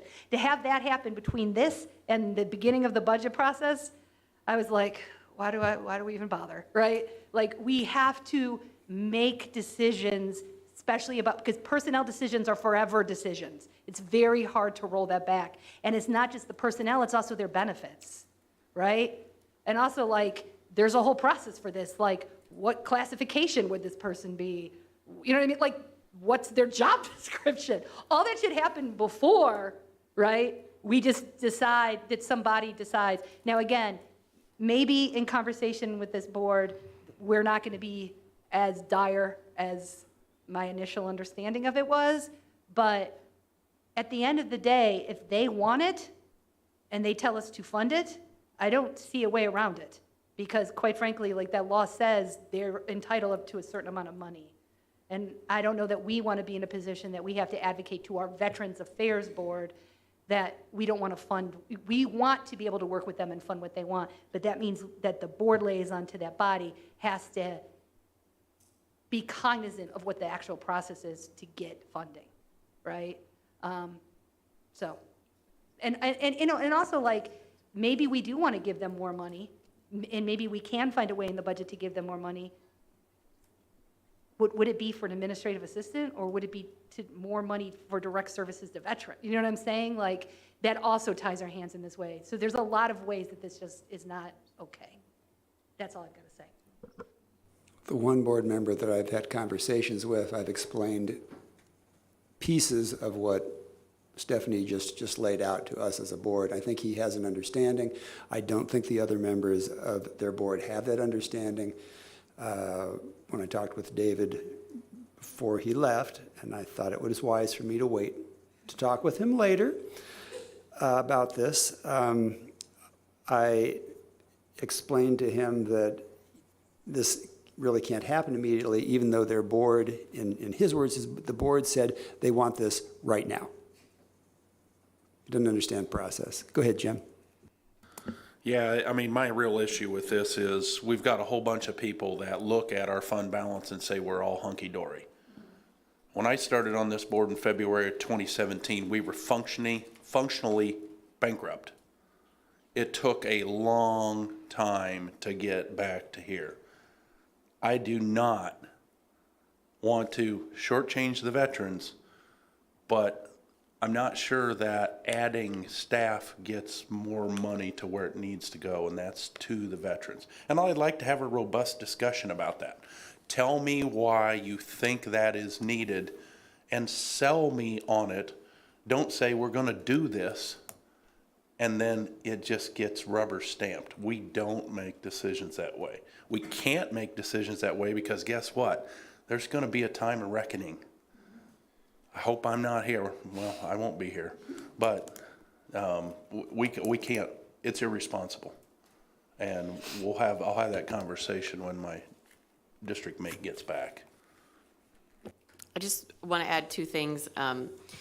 So the statute says we have to provide reasonable and just funding. So there is room for the discussion. Why do you need this? What are you going to use it for? And I also just want to address, you know, based on the earlier public comments, there's no, we don't want to fund the veterans. The issue is, it doesn't make sense to dump a huge pile of cash onto an entity that does not have the infrastructure, programming, structure, experience, assessment to use it. Like, we could give them $500,000. They don't know how to spend it because that's not where they've been and that's not what we've built at this point. So that's why we've been really encouraging, let's first just get the legislation under our belt. Let's assess how we've been doing things and how you want to do things, and then we'll talk about funding them. There's no, we don't want to fund you, but there's a like, it doesn't even matter if we gave you the money right now, you couldn't use it effectively. So that's just really, you know, if you do talk with anyone about this issue, please just stress that piece. That is not that we don't want to, but we all have a responsibility to use this money effectively. It's not our money, and right now that's not the situation. But we could get the VAC there in a year or two. It wouldn't be hard. So, and we will at the September meeting talk about Jim's doomsday, which, you know, he will be here for, because like the last 2 years, 3 years have been really fun. They're kind of over. Like, we're not spending, like, we cannot spend like that anymore, and we can talk about that in detail. But you're going to hear next week about just need after need after need, and then in September we can talk about all the things that we don't have. But we really have to take our foot off the gas and at least get through next year, get the jail open, stop the out-of-county housing costs, And then we might have some breathing room for fiscal year '25. We have some bonds ending in '26, '28, so that will be helpful as well. But like, we really have to separate out what was ARPA and what is reality. And they're very different. And I think Tammy would be really proud of me right now. Yes, absolutely. All right, if there are no more questions, move on to the next item. CJ, property tax distributions. Jim had requested for you to be here, and I'm sure he's got some specific questions. Sure, I'm going to preface before you even get started, Jim, just because I want to make sure it's out there. So I did have a couple conversations with some of the a couple of individuals from the board. And I'll preface by saying, yes, I could have communicated better about the additional holdback. That I'll own up to that. That was on me. At the same time, there was either going in the red on the collector accounts, which I haven't done since I've been here, or slightly increasing the holdover. We always have holdover. It was just a little bit more than it usually is. So these were the things that I was thinking of, but please go ahead with your questions, Jim. Okay, so my first one is you blamed that shortage on several NSF checks from commercial accounts. You know, it doesn't happen. Banks don't let commercials go over and overdraw it without making it right. And therefore, I want to know why you would put that in the newspaper, that that's an issue, number one. So that's my first question. So I will tell you that that is not correct, not true. And if you would like to, I can actually provide you with a redacted copy of one of them that came forward, or all of them if you'd like, for several $100,000 that actually got kicked back. So continue. Yeah, does this have anything to do with the new processor in Springfield? You mean the bank that we're using? Yeah. Why would a collector account be short when you show collections of X dollars, which we can't distribute more than X dollars, but we really ought to be able to. If I look at Mahomet Seymour School District, they had $10,311,472. As of June 28th, you withheld 15% and only sent them $8,814,243. I get if you want to withhold $10,000. I don't understand when you show collections of, over $1 million, why we're not distributing most of that money. We've got the rest of the year collections. So I think you and I have had this conversation on a couple of different times about how important it was to get it out to the schools. And, it's the end of their fiscal. And that's why it's so important for them to get close to their funding. Now, I'm not suggesting that you give the schools preferential treatment. I'm suggesting that if you show collected of $1 million on this specific one, and it's all down the board. Matter of fact, I don't think you made any distributions to drainage districts, which are small amounts, admittedly, but they have payments to do as well. I don't quite understand why the severe holdback, and why would the collector's account be in the red? So again, I think that you're not understanding that while we do get a number of our documentation, stuff like that from collector banks, we also have chargebacks coming from them as well. So we have chargebacks there and chargebacks in the main account that we have with BUC. Now, the reality is that at the end of the day, sure, I could have communicated more effectively and said, hey, you know what, these challenges are going on. But at the same time, I have to determine what makes the most sense, and I have to validate before I actually push out any funds.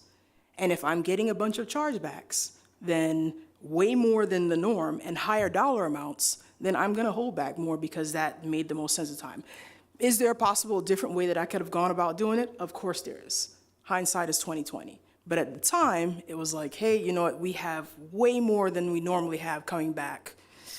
I'm going to go ahead and hold back a little bit more just to avoid these issues.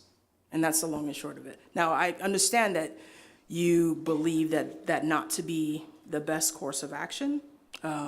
If you were in my place, you might have done things differently, or you have other ideas about what should have taken place. But the reality is that what actually takes place within the office or whatever, we're intimately aware of it. I understand you supposing that this might have been the reason or this might be the reason, but that's not the reality. If you would like to actually come and truly be in the office and see what is actually going on, that's awesome. But to just assume that, hey, no, you're saying that you have to be wrong is a little bit questionable. Well, my point is, I do the same thing that every school district does. I go to my distribution report, and nowhere on there does it say holdback. No reason given in the numbers why you only distributed $8 billion. So I don't know in Muhammad's case how many dollars of that, or if you can even attribute it to a specific taxing body. And that's the issue. There are 500 taxing bodies, so I have Correct. no way of determining which taxing body has the major offenders when it comes to these chargebacks. So it's either, hey, let me go ahead and do it this way to avoid issues, or I'm giving funds that really they shouldn't be getting. So your point is you don't believe that it actually says collected, but it's not collected, is what you're saying. Again, with these chargebacks, they come in after the fact, and a significant number of them actually took place in the end of June. So it was kind of like, we are behind where we should be, even though it's showing our collection system that, hey, these are good. We have to do manual adjustments to show that these other high-value checks and things like that have actually come forward as NSF. So unfortunately, at the time while we're doing distribution, these things are coming back. So it's like, oh, crap. Now we have to adjust to kind of make sure we're not going over. And again, given another chance to do the same thing, I might have done it slightly differently, maybe held back other individuals' funds to kind of offset things. But at the end of the day, we're at crunch time trying to get these funds out to individuals, and this is when this came to light. So there we are. So walk me through a scenario of a chargeback. How do you find out, and what is the reasoning for a chargeback? Walk me through that scenario. Help me understand a chargeback. So we get notifications from banks or from our vendor or from our another different third-party processor saying, hey, this check, or in some cases, this credit card or whatever the case may be actually got returned for some reason or another. Okay. When that actually happened, and again, most individuals pay their things later than they should. So when we're actually having a bulk of individuals not having enough funds, entering things incorrectly, or whatever the case may be, we get that in. The system that we have doesn't have a simple process for actually just canceling out these things. So each individual one has to be put into the system so that we can actually have those funds removed from what's available. At the time when I was actually going through this processing, there were a bunch that came in that we did not actually have time to process before distributing. So it is what it is. All right. Well, it seems like our system's a little derelict in its abilities to, and maybe it's there and we don't know how to use it. Well, no, so I will stop you there, because the first thing that I did was make sure that the collection system that we actually had, that those folks came back in to train the people, because they hadn't been trained properly before that. I remember so that was story. that was the first thing that happened. The issue is that the system does have a lot of manual entry. So manual entry also could mean human error, no telling. But the long and short is that if you're having to do all those things with 5 individuals, there are going to be challenges. And at the end of the day, no, I don't want to over-distribute. My office at least has sole control of collected things, and we've managed to keep it going without going into red, and I'd like to keep it that way. And again, yes, was my reaction, could I have held back a little bit less than what I had? Possibly, but at the time I didn't know that. All right. I've asked enough questions. Thank you. Mr. Farney.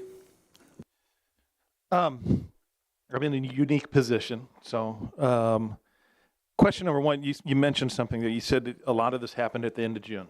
A lot of the NSF checks and things like that. The returns that we got from the banks, yes, came in. They came in at the end of June.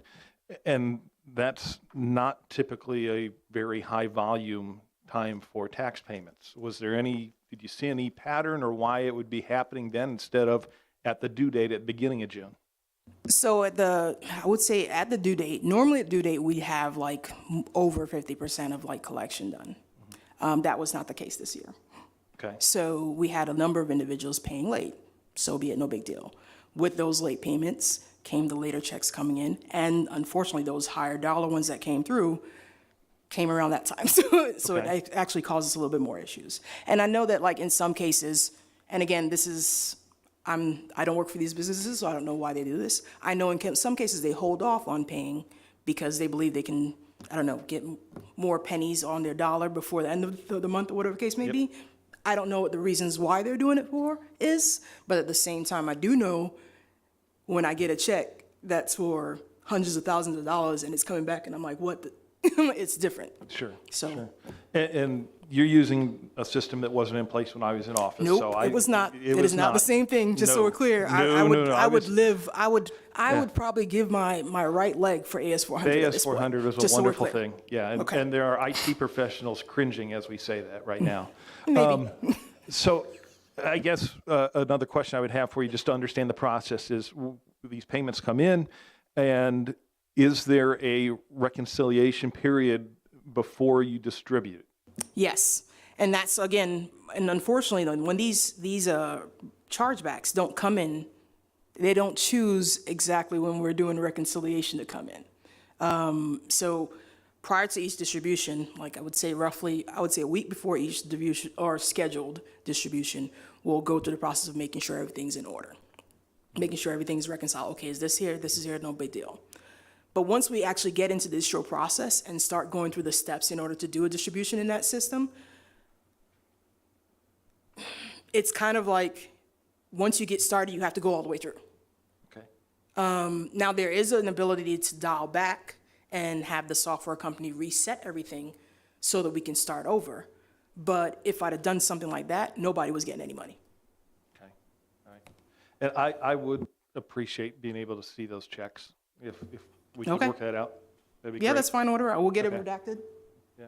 Yep. Yeah, or even if you just have a list with dollar amounts or something like that, just so I can see. I'm very curious as to how much really got bounced this year, because it just doesn't seem like when you look around in the height of the financial crisis in 2007, 2008, that wasn't a problem. So it's very surprising to me that we're having a problem this year. So again, sure, that's fine. Thank you. Ms. Furtado. Hopefully this is an anomaly and never will happen again. I appreciate you coming and discussing it. I do think we as a body could do a better job sort of understanding the processes of what happened at the treasurer's office. And we talked about this. I don't anticipate this being a problem in 2024, but going forward, just if you could if you see this on the horizon, if you could give us as much early, because I think some of it is the ability, if Mahomet School Board calls us in a panic, to have a coherent answer, right? And so if we read it in the newspaper, sometimes then I can't explain the process, right? So if you see this happening again, especially with that last distribution of the school fiscal year, giving us a heads up, that would be my only question to you. But I appreciate you explaining the process, and I think this has been really helpful. So thank you for that. Go ahead, Jenny. Just one more quick, and sorry, comment / question. Ooh, I appreciate you coming in as well. I feel like I've learned a lot about the process here. Yeah, I'll try. And I think this may also play into a discussion we've had before as a board. We did at one point, when ARPA funds were beginning to come around, take a tour of the courthouse, learn from some different department heads about what they do, the processes in their offices. We didn't do that at Brookins. That's something I've never done in your office, and that's something I would love to set up a time. Just so you know, no one's done it, so it's okay. Okay. I think we as a board should definitely try and move forward with setting up some of these meetings with the elected officials, with the department heads, and learning more about what happens in the county so that we can speak more intelligently to what is happening when these issues come up. And thank you again. And just so we're clear, whatever, again, we've already adjusted our timeline for distribution to make it to where we won't be this close to the end of the fiscal year for the schools next year, so that it won't be an issue again. But again, at the end of the day, you don't know that these situations are going to take place until they happen, and then it's like, okay. So no worries. Go ahead, Samantha. And you're human. you make mistakes.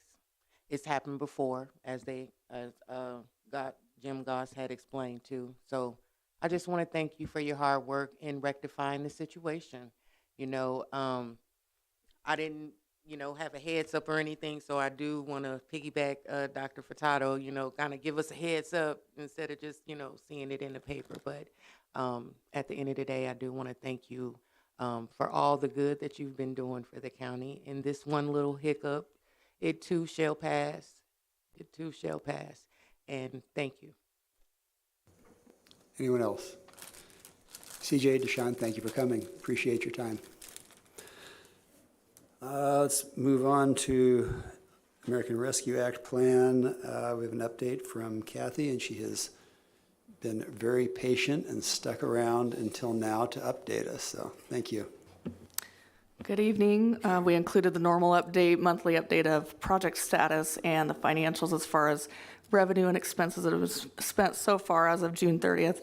And then projected expenses, we continue to update those as, things get approved. We've been working on the new contracts as far as community violence approved and housing. And so a lot of those are either, in review or already signed, and they're just not updated on this memo since this was last week. So we continue to work on the new contracts, and then we're always continually processing existing payments and working with the agencies on their reporting and their project status. And so I'd be happy to try to answer specific questions.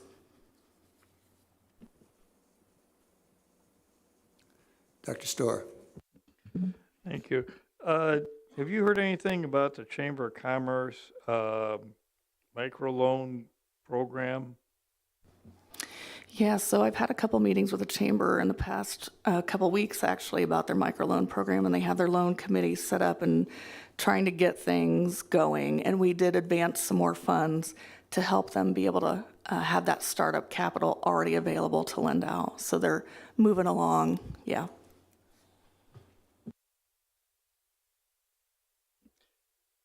Do we know anything about I just wanted to kind of mention that I got a note from Economic Development that the Justine Peterson Loan Program got yet more recognition for the good work that they're doing, and that the e-commerce platform is supposedly, is that now working?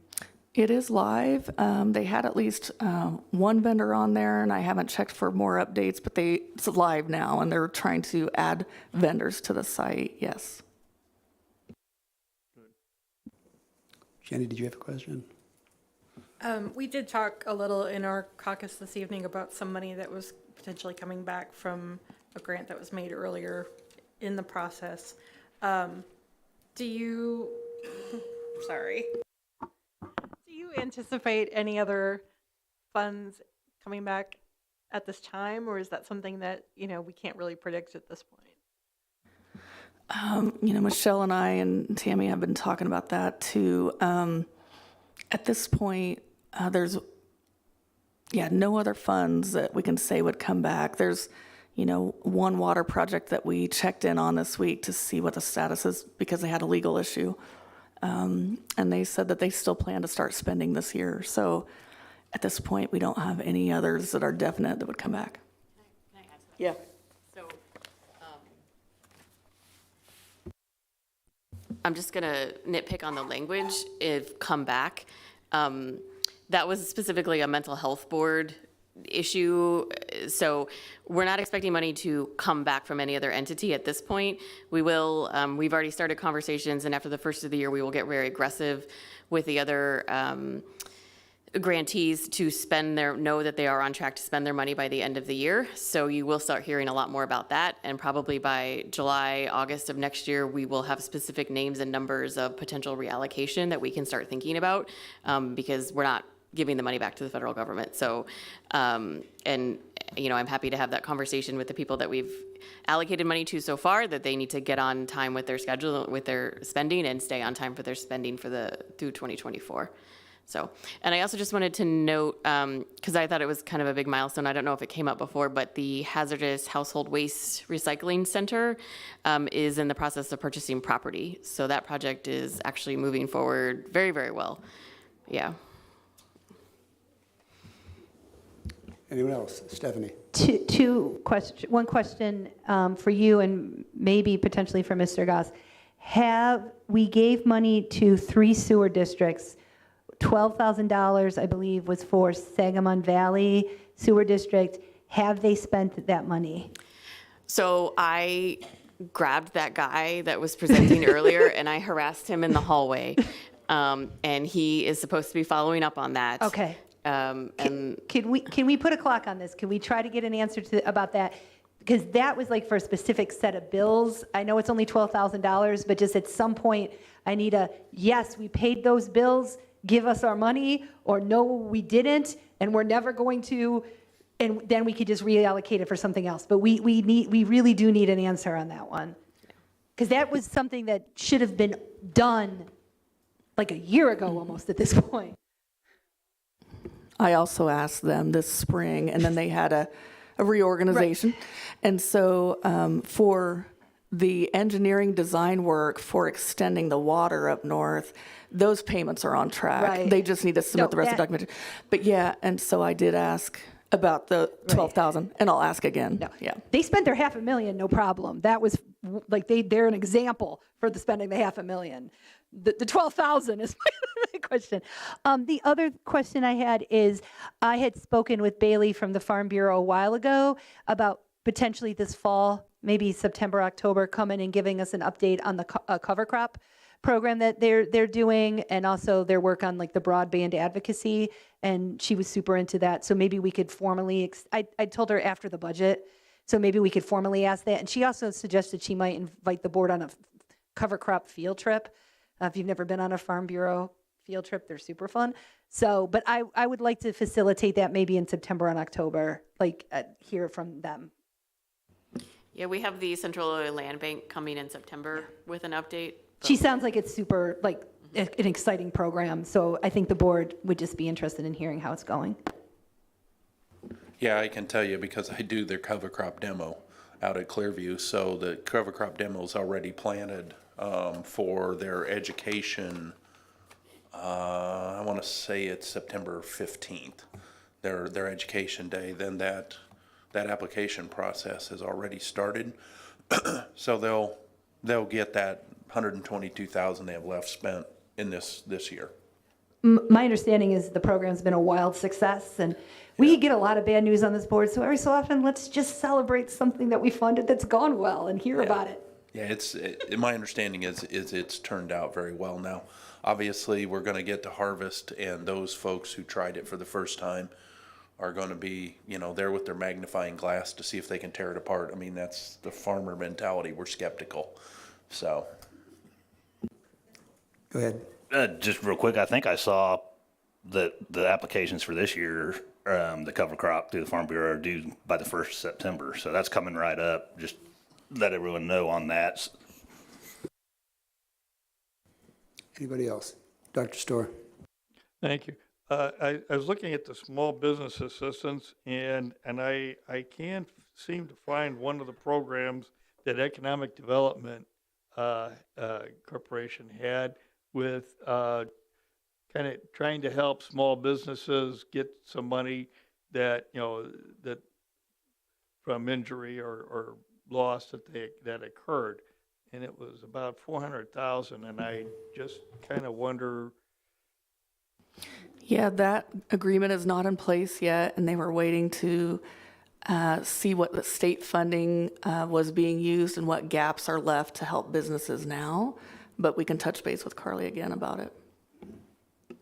Thank you. And if we're duplicating something or not, I'd like to know. Okay, anybody else? Stephanie, would you mind leading discussion on the remaining ARPA funds that are coming up? Okay, so we have $96,418 left in ARPA money that we said we were going to spend on internal county projects. We have 4 outstanding projects. My understanding is I took a day off, but nothing was decided while I was gone. So I'm back, and we're going to decide today because these folks need to know. We do have Susan here. Her proposal is new. I don't know, Susan, if you want to briefly speak to the e-citation proposal. The other 3, some of these have been on the agenda now for 3 months, so probably we don't need to hear that much more about them. So just to reiterate what we have a total reward statement project to let people know what their benefits and full packages in order to help us with recruitment and retention of our employees. We have a spay and neuter program. We have $50,000 for 2 trucks for the clerk's office, and we have a portion of e-ticket money. Now it's on. Good evening. First, I do want to say whatever money you all can allocate from ARPA funds is something we really appreciate. There is only a limited amount of money there, which I understand, and all the projects are good.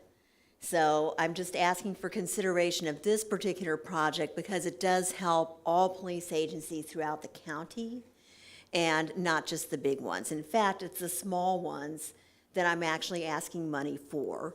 In order to implement the e-citation program, all the police agencies that want to participate, which right now is pretty much all of them, need to have the hardware for the vehicles that's necessary for them to be able to use this. And for the small agencies, this is a problem. We unfortunately don't have enough money to pay for everybody's hardware right now. The way money comes in for e-citations is the same as money comes in for the other special funds. And that is, as people pay their fees, then the funds receive the money. In the past 2 years, people have not been paying into traffic cases because they can still drive and have 1,500 cases that they haven't paid for. So our revenue for our traffic cases has gone down. And that's the money that helps fund this particular project. So what does this mean? This means when a police officer gets into their vehicle and they stop somebody for enforcement of these traffic laws that they didn't do, frankly, during COVID, that right now they're handwriting on pieces of paper everything that they are doing for these enforcement programs. And since I look at these tickets every day, I can tell you with confidence, my handwriting is awful, but theirs is worse. And so we're looking at tickets that they're laboriously writing, sometimes in the dark, trying to decipher people's names and addresses and remember which particular statute that the person is violating. And they're trying to get this done pretty quickly because they've got to go on about their business instead of spending 15 or 20 minutes trying to write up this ticket for whatever this person has done. So the idea is to make this more efficient for everybody, for them and for us. We would not be the first county doing this particular program, and that makes it nice. Nobody wants to be first. We are probably about the 20th county to institute something like this. And counties our size and smaller, and our size and bigger, are among the 20 that are doing it now. So the technology is there.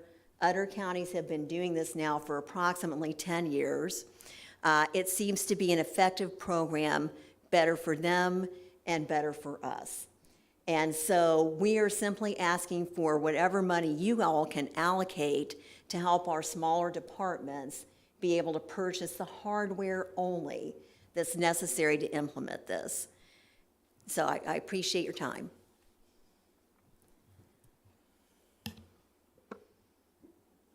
Anybody have any questions? Aaron? Nothing on this particular, are we gonna just? Yeah. Okay. Let's ask any questions about this particular and then use that to inform our conversation.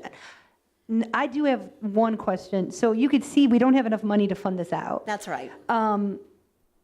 We are, however, going to have more ARPA money in 2024. Mm-hmm. I don't know exactly how much, but it's going to be in the hundreds of thousands. Okay. That we didn't allocate all of the money for this year, so we are going to have some money. Would it be detrimental? I think my two things is, I think I want a clearer picture on which departments are, I feel for the small departments, but some of the larger departments, I feel like they could buy their own equipment. Right. And are they going to, do we have those commitments in place from the larger departments? So what's happening is larger departments have more money to allocate from this because they get Right. more money from the citations they're writing now. And in our discussions, you're right, it's clear that Champaign and Urbana and the sheriff's office have more money available to make their participation possible.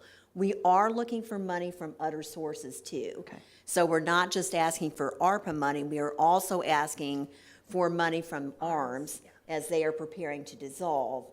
And we are also looking at the possibility of another program that might be able to give some money towards this.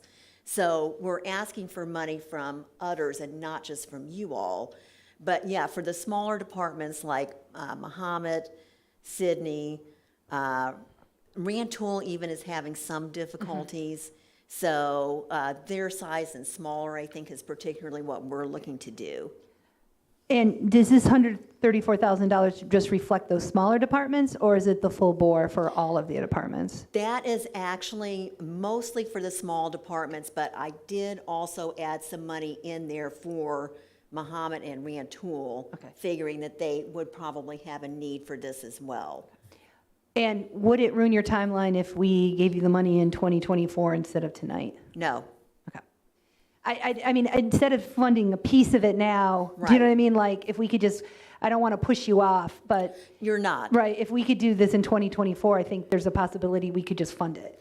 As you saw I don't from want the to commit memo- to that, because who knows what else is in the Sure. woodwork, but.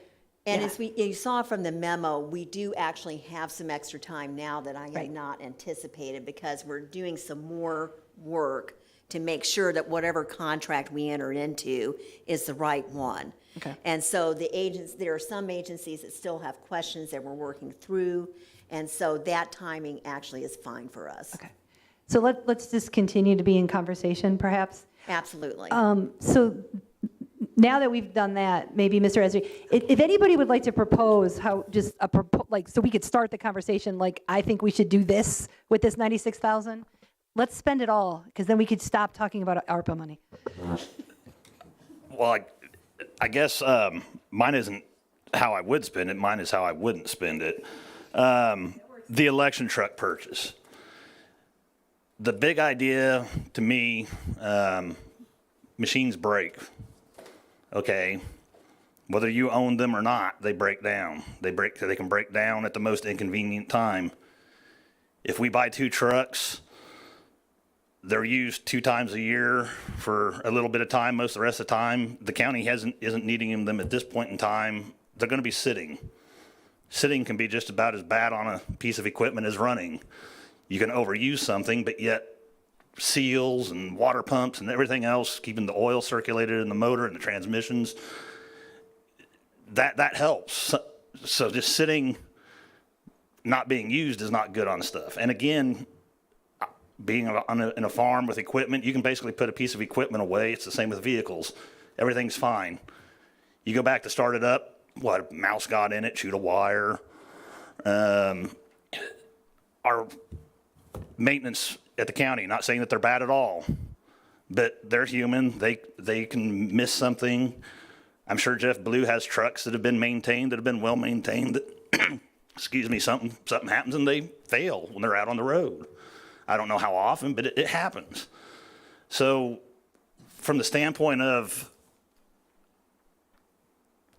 one of the arguments seemed to be that it was going to be more reliable for us to own the trucks. I don't really and truly buy that in the way that they're going to be used. And the idea to me of using to help move to County Plaza, well, are the county employees going to load those trucks? I don't see that happening. The county employees may be somewhat involved packaging up the material in their offices, but are they going to load the trucks? Are they going to drive the trucks? If they aren't going to drive the trucks, the idea of having somebody else drive a county truck, it gets in an accident, all this stuff, to me, the truck purchases, I wouldn't go there. That's my thought on that one item. Question, saying if we were to fund A and B, then we would have about 8,000 left over. Would we be able to, yes, no? I mean, we could hear another proposal for 8,000 later this year, or it could just fall back down to fund balance and we would just appropriate it in the 2024 budget. Well, I'm just wondering if we're not going to fund the trucks, would it be useful to the county clerk to give them $8,000 to help with recruiting drivers for the rentals or anything else? Is there any sense of that? That gets into a whole lot of territory of spending money on recruiting employees. That just opens a huge can of worms that I would prefer that we don't do right now, because then every other department's gonna be like, well, where's my $8,000 to recruit from my vacant positions? So, yeah. Leah and then Jen. Just looking at this, I think that I would find it very easy to thumbs up A and B, just to get those going and get those off our list. They're very easy things for me to support here, and we can cover both of them easily. Jen. Thank you. I am no mathematician, but it occurs to me that some of these could be maybe partially funded. Like maybe we wouldn't be able to spay and neuter every dog in Champaign County, but if we did $13,000 for the county executive's total awards statement project, because I believe in that, and I get to make the math here, and then we did 41,500 for, or for the spay and neuter program, and then the same 41,500 for whatever trucks can be bought with that. That would get rid of most of that money. There's some change in there that could be worked out by you number of people. But that might be the best we can do for meeting these three, with the idea that we would help Susan out at another time. Okay, so I believe, again, I just did Robert's Rules of Order. I know we're not actually voting, but this is actually, we have two alternative proposals. We have split the money between spaying, neutering, and do the truck, and we have don't do the truck. Why don't we just go around and say where you are? Like, why don't we start with Mr. Goss and just go around? Truck, both, or one? Truck, boat, or Yeah, truck. lake house? Yeah, I mean, truck. yeah, all the Truck, above. you want the truck, spay and neuter, or I don't like any of these plans. I guess the third option could be like no to everything. No, I mean, as somebody who's dealt with machines that don't work, I just don't, I don't think that's a wise use. So I'm all for 100% funding on the county executive and the animal control. I feel the same way. I've dealt with vehicles that sit around a lot and farm equipment. Not a good plan. So no trucks. The others, yes. I'd like to say I have a fleet of vintage vehicles, but really they're old trucks. Don't do the trucks. Yes for the animal control and the statements. A and B, and no, nothing on C, nothing for the trucks. I like the proposal with one truck. I think the elections are important, and if this is a need that the county clerk has expressed is crucial, that we should support that if we can. I think we've also heard that others in the county would have use of the vehicle. I agree with Ellie. I have worked many elections under multiple county clerks as an election judge, which I'm sure didn't hear before. I'm going to take your mic. I have seen what happens when equipment fails, and I like the idea of having trucks that we own, because then our highway department would be able to service them versus having to rely on a rental agency for every potential use. So I would go with a split. I don't know what the clerk recorder's budget is like. I would also be okay with the idea of doing A and B at their amount, or even lowering B to 70 or something like that, which would give us 8,000 to 13,000 that he could potentially use with some of his own budgeting to get a truck.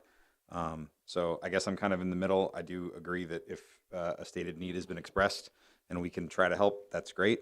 But I have not heard, I keep hearing that other departments theoretically could use it, but I haven't heard an expressed desire from any other departments, which I would like to hear, because it would be nice if it was being used by multiple folks. So I guess the will of the board will be fine with me.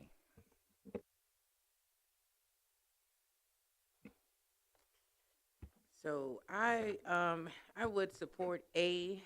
I would definitely support our county clerk. And the reason for that is I've never seen no other department come before the board and have to repeatedly ask and then prove and then twice, triple times come back and prove it again, the reasons why the need is there. The fact that we're spending money out each election year for rentals where we could have our own, I think it makes perfect sense. So I would be in support of the county executive proposal, or the 13,000, the county clerk 50,000 for 2 trucks. I think is a good deal, and the circuit clerk, whatever remainder money, I think she should be advised to go ahead with the smaller departments on getting the e-citation hardware. Thank you.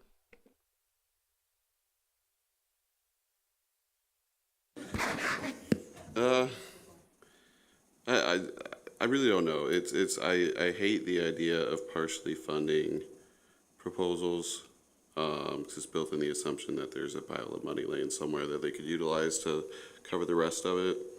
I do think the first 2 proposals are very important. I definitely see some of the benefits of the truck, but again, I mean, we're looking at $96,000, and I just don't see the money adding up to spend it practically. So I'm going to go with A and B, and I think that we should use the leftover $8,000 to increase the spay and neuter program to $83,000. I do want to present just a point of information. Should have done this in the first place, but I have talked with Dana, our facilities director, about use of the truck for moving from our location currently to Bennett Administrative Center. He's already been looking at hiring that out. He said that he does not have the staff to be able to move that volume of furniture. And frankly, I don't think, at least the facilities director has expressed no need or use for a truck of this purpose, of this type rather. My turn? I'm with Jen. I think we should, I don't know why we don't have a truck for the clerk or for the county as part of sort of, highways motor pool in the first place. I'm not sure why we don't have one now. I'm sure they go out and pick things up in something. I know when things sit, they don't work and all that. I've got a garage full of motorcycles. So, and you notice that I ride different ones so that I keep them running. I don't have that big a fear with the truck, falling apart from entropy. I think it'll get used. Once you have one, you use it. I'm all for the spay and neuter program and the executive program for the 13K. So I think the 13, 40, and 40, so that we can be done talking about it, which is probably the biggest benefit of all.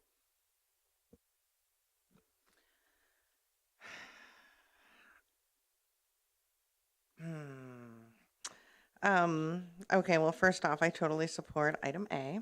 Let's just throw that right off the table now, because that's like a done deal in my mind. Something occurred to me while I was listening is that I thought when the animal control first came up with the spay and neuter program, that we had discussed about potentially funding it at different levels over the next few years. Is that something we had talked about, and you gave us a really good reason why we can't do that?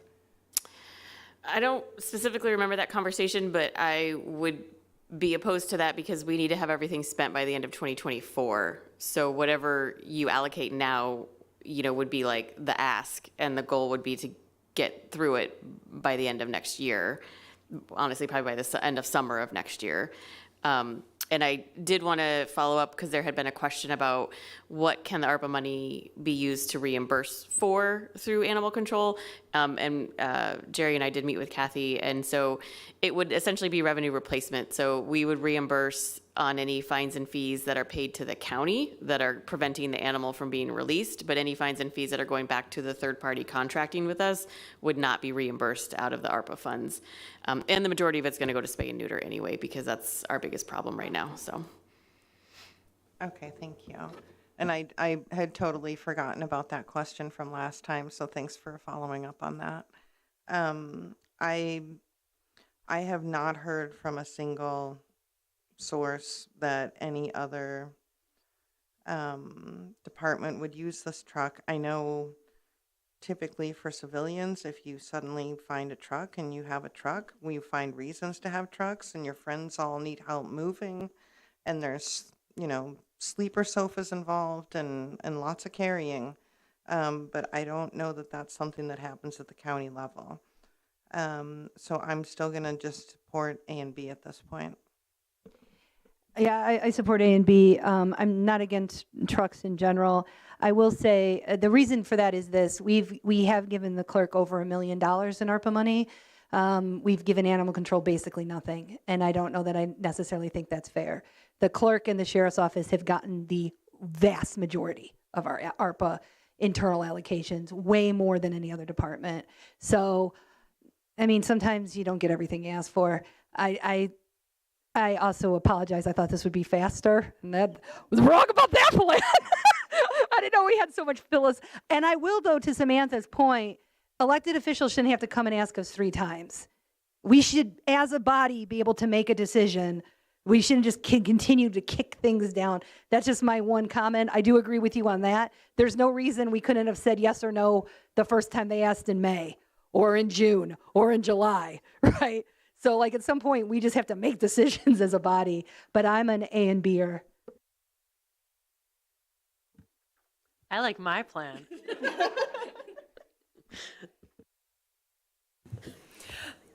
I support Jen's plan also, and I will say that I'm someone who's had a cross-country move fall apart at the last minute because a rental truck that I reserved magically wasn't there.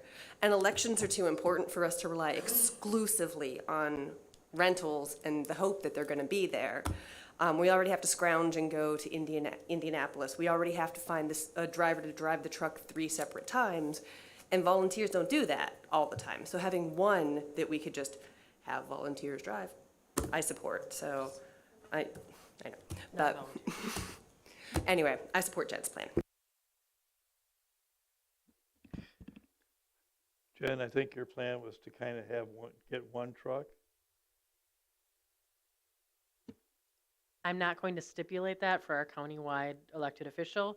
I'm just saying that this is the money we have available. Okay.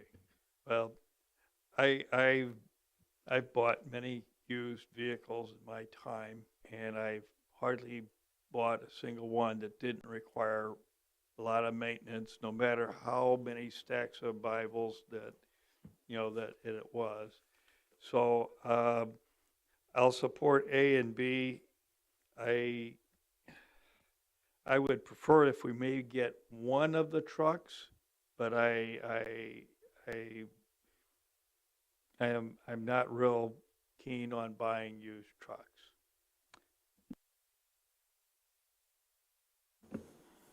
I support Jen's plan. I support A, B, and C. I think we should do the 13,000 in full and 40 for animal control and 40 for the clerk's office. I do remember when Aaron came in and told us how much he spends every year on rentals, and so I do think this will ultimately save the county money. So I support all 3. I'm behind A and B. C just has given me pause over the last few months, just with the fact that, as before, used trucks. And they're going to sit a lot of the times.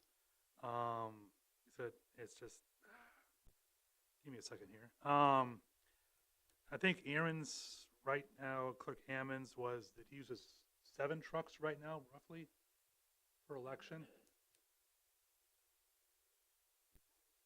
What do you say, how many? It's like 7 per election, so it's just 2 out of 7. And I think his main concern was them actually breaking down any of the rentals. Is it possible we could just give him an extra rental or 2 out of that, so he makes sure he doesn't have one break down? That was just a thought on that. It's just, yeah, I want it, it sounds like a good idea, but I just don't see it actually being utilized, because I did talk to Jeff Blue. He said they're not going to be utilized. There's no use for them in the rest of the county.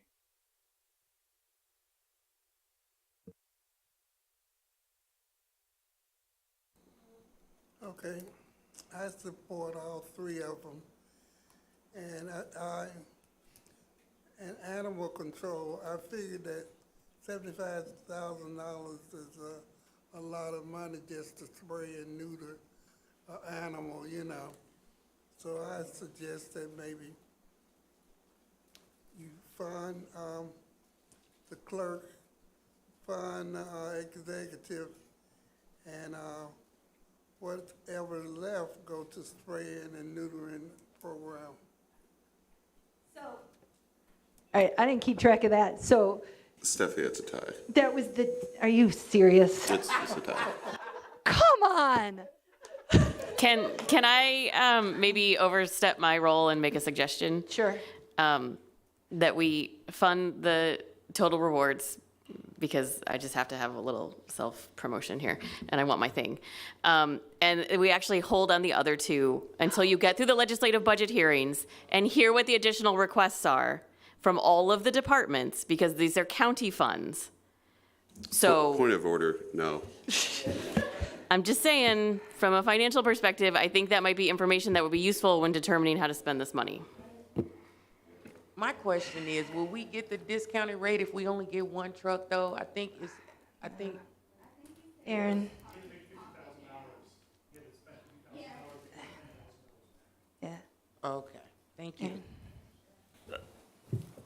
Brett, you having spoke to Jeff Blue and him saying that the rest of the county wouldn't utilize them, we would have a box truck if this county could use a box truck. It might not be the newest, it might not be updated as much as the fleet trucks that go out on the road and plow and haul asphalt and spread salt and sand, but we would have a box truck if the county needed a box truck. We haven't needed a box truck. So I don't believe that it would be used by the rest of the county, exactly to what Mr. Blue said. Thank you. Does anybody want to change their mind? I have a suggestion. I think we should do a speed round where everybody votes again. If it's tight again, I think that we should, I don't know. All right. Thumbs up, because we're not voting. This is just a discussion. Thumbs up if you're with the Aaron plan for 2 things, A and B. Somebody count that's not me. Thumbs up if you want to go with Aaron Esri's plan. Aaron Esri's plan. I should have been clear about that.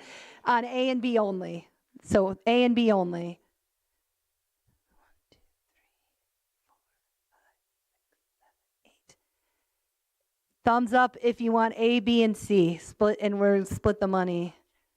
Jen's plan. I apologize. 1, 2, 3, 4, 5, 6. Is it really 8? All right. All right. Listen. I tried as hard as I could. It's almost 10 o'clock at night. I don't think this is necessarily great for the elected officials or animal control, but what do you mean? Who had 9? Oh, both had 9. Oh, sorry. I didn't. I couldn't. I'm not a good counter. I maybe didn't count myself. All right. So, I guess we're in agreement, $13,000 for the true benefit plan. And for reasons beyond my comprehension, we're going to continue to debate the truck versus spay and neutering for yet another month. It'll be on the agenda next month. And when the meeting is 15 to 20 minutes longer, we only have ourselves to blame. One more thing before everybody leaves. I just want to make sure we're all super clear. There's no more ARPA money this year. This is it. Please make sure that if anyone asks you in the public, there is no more money. Do not send in a request. There's no more money. Right. There will be money next year, but we have a lot of decisions to make as to which pots it's going to go into, when's it coming back, Right. There's no money now, there's no money in the near future. Right. Because I'm really tired of telling people when they call and ask if they can submit their requests, no, because I feel very mean when I have to do that. And also, just to be clear, the request for ARPA community violence prevention money, discussing it for utility assistance, we decided not to do that because we gave the money to the veterans. So we're done with that part of the agenda. Stephanie did a great job, much better than I would have. Thank you so much. I didn't get us to a resolution. As there is, Steve? yeah, go ahead. Oh, I'm sure I'm right. Excuse me, Jim. Yeah, just 1 minute. September will be my last month on the board. I've missed more meetings than I'm comfortable with. My job is taking a dramatic different turn here over the next few years, and I just don't feel like I can serve my constituents the way they need to be served. I don't agree with missing meetings at all. So special thanks to Stephanie Fortato, who she and I don't agree on a lot politically, but we've worked together a lot financially, and I think for the most part, I think we've done a great job at straightening out this. So, and thanks to Tammy Ogden, who helped us, led us down a path that has led to success. So September will be my last month on the board. I have a public comment. I thought we had a suicide pact. Thanks a lot.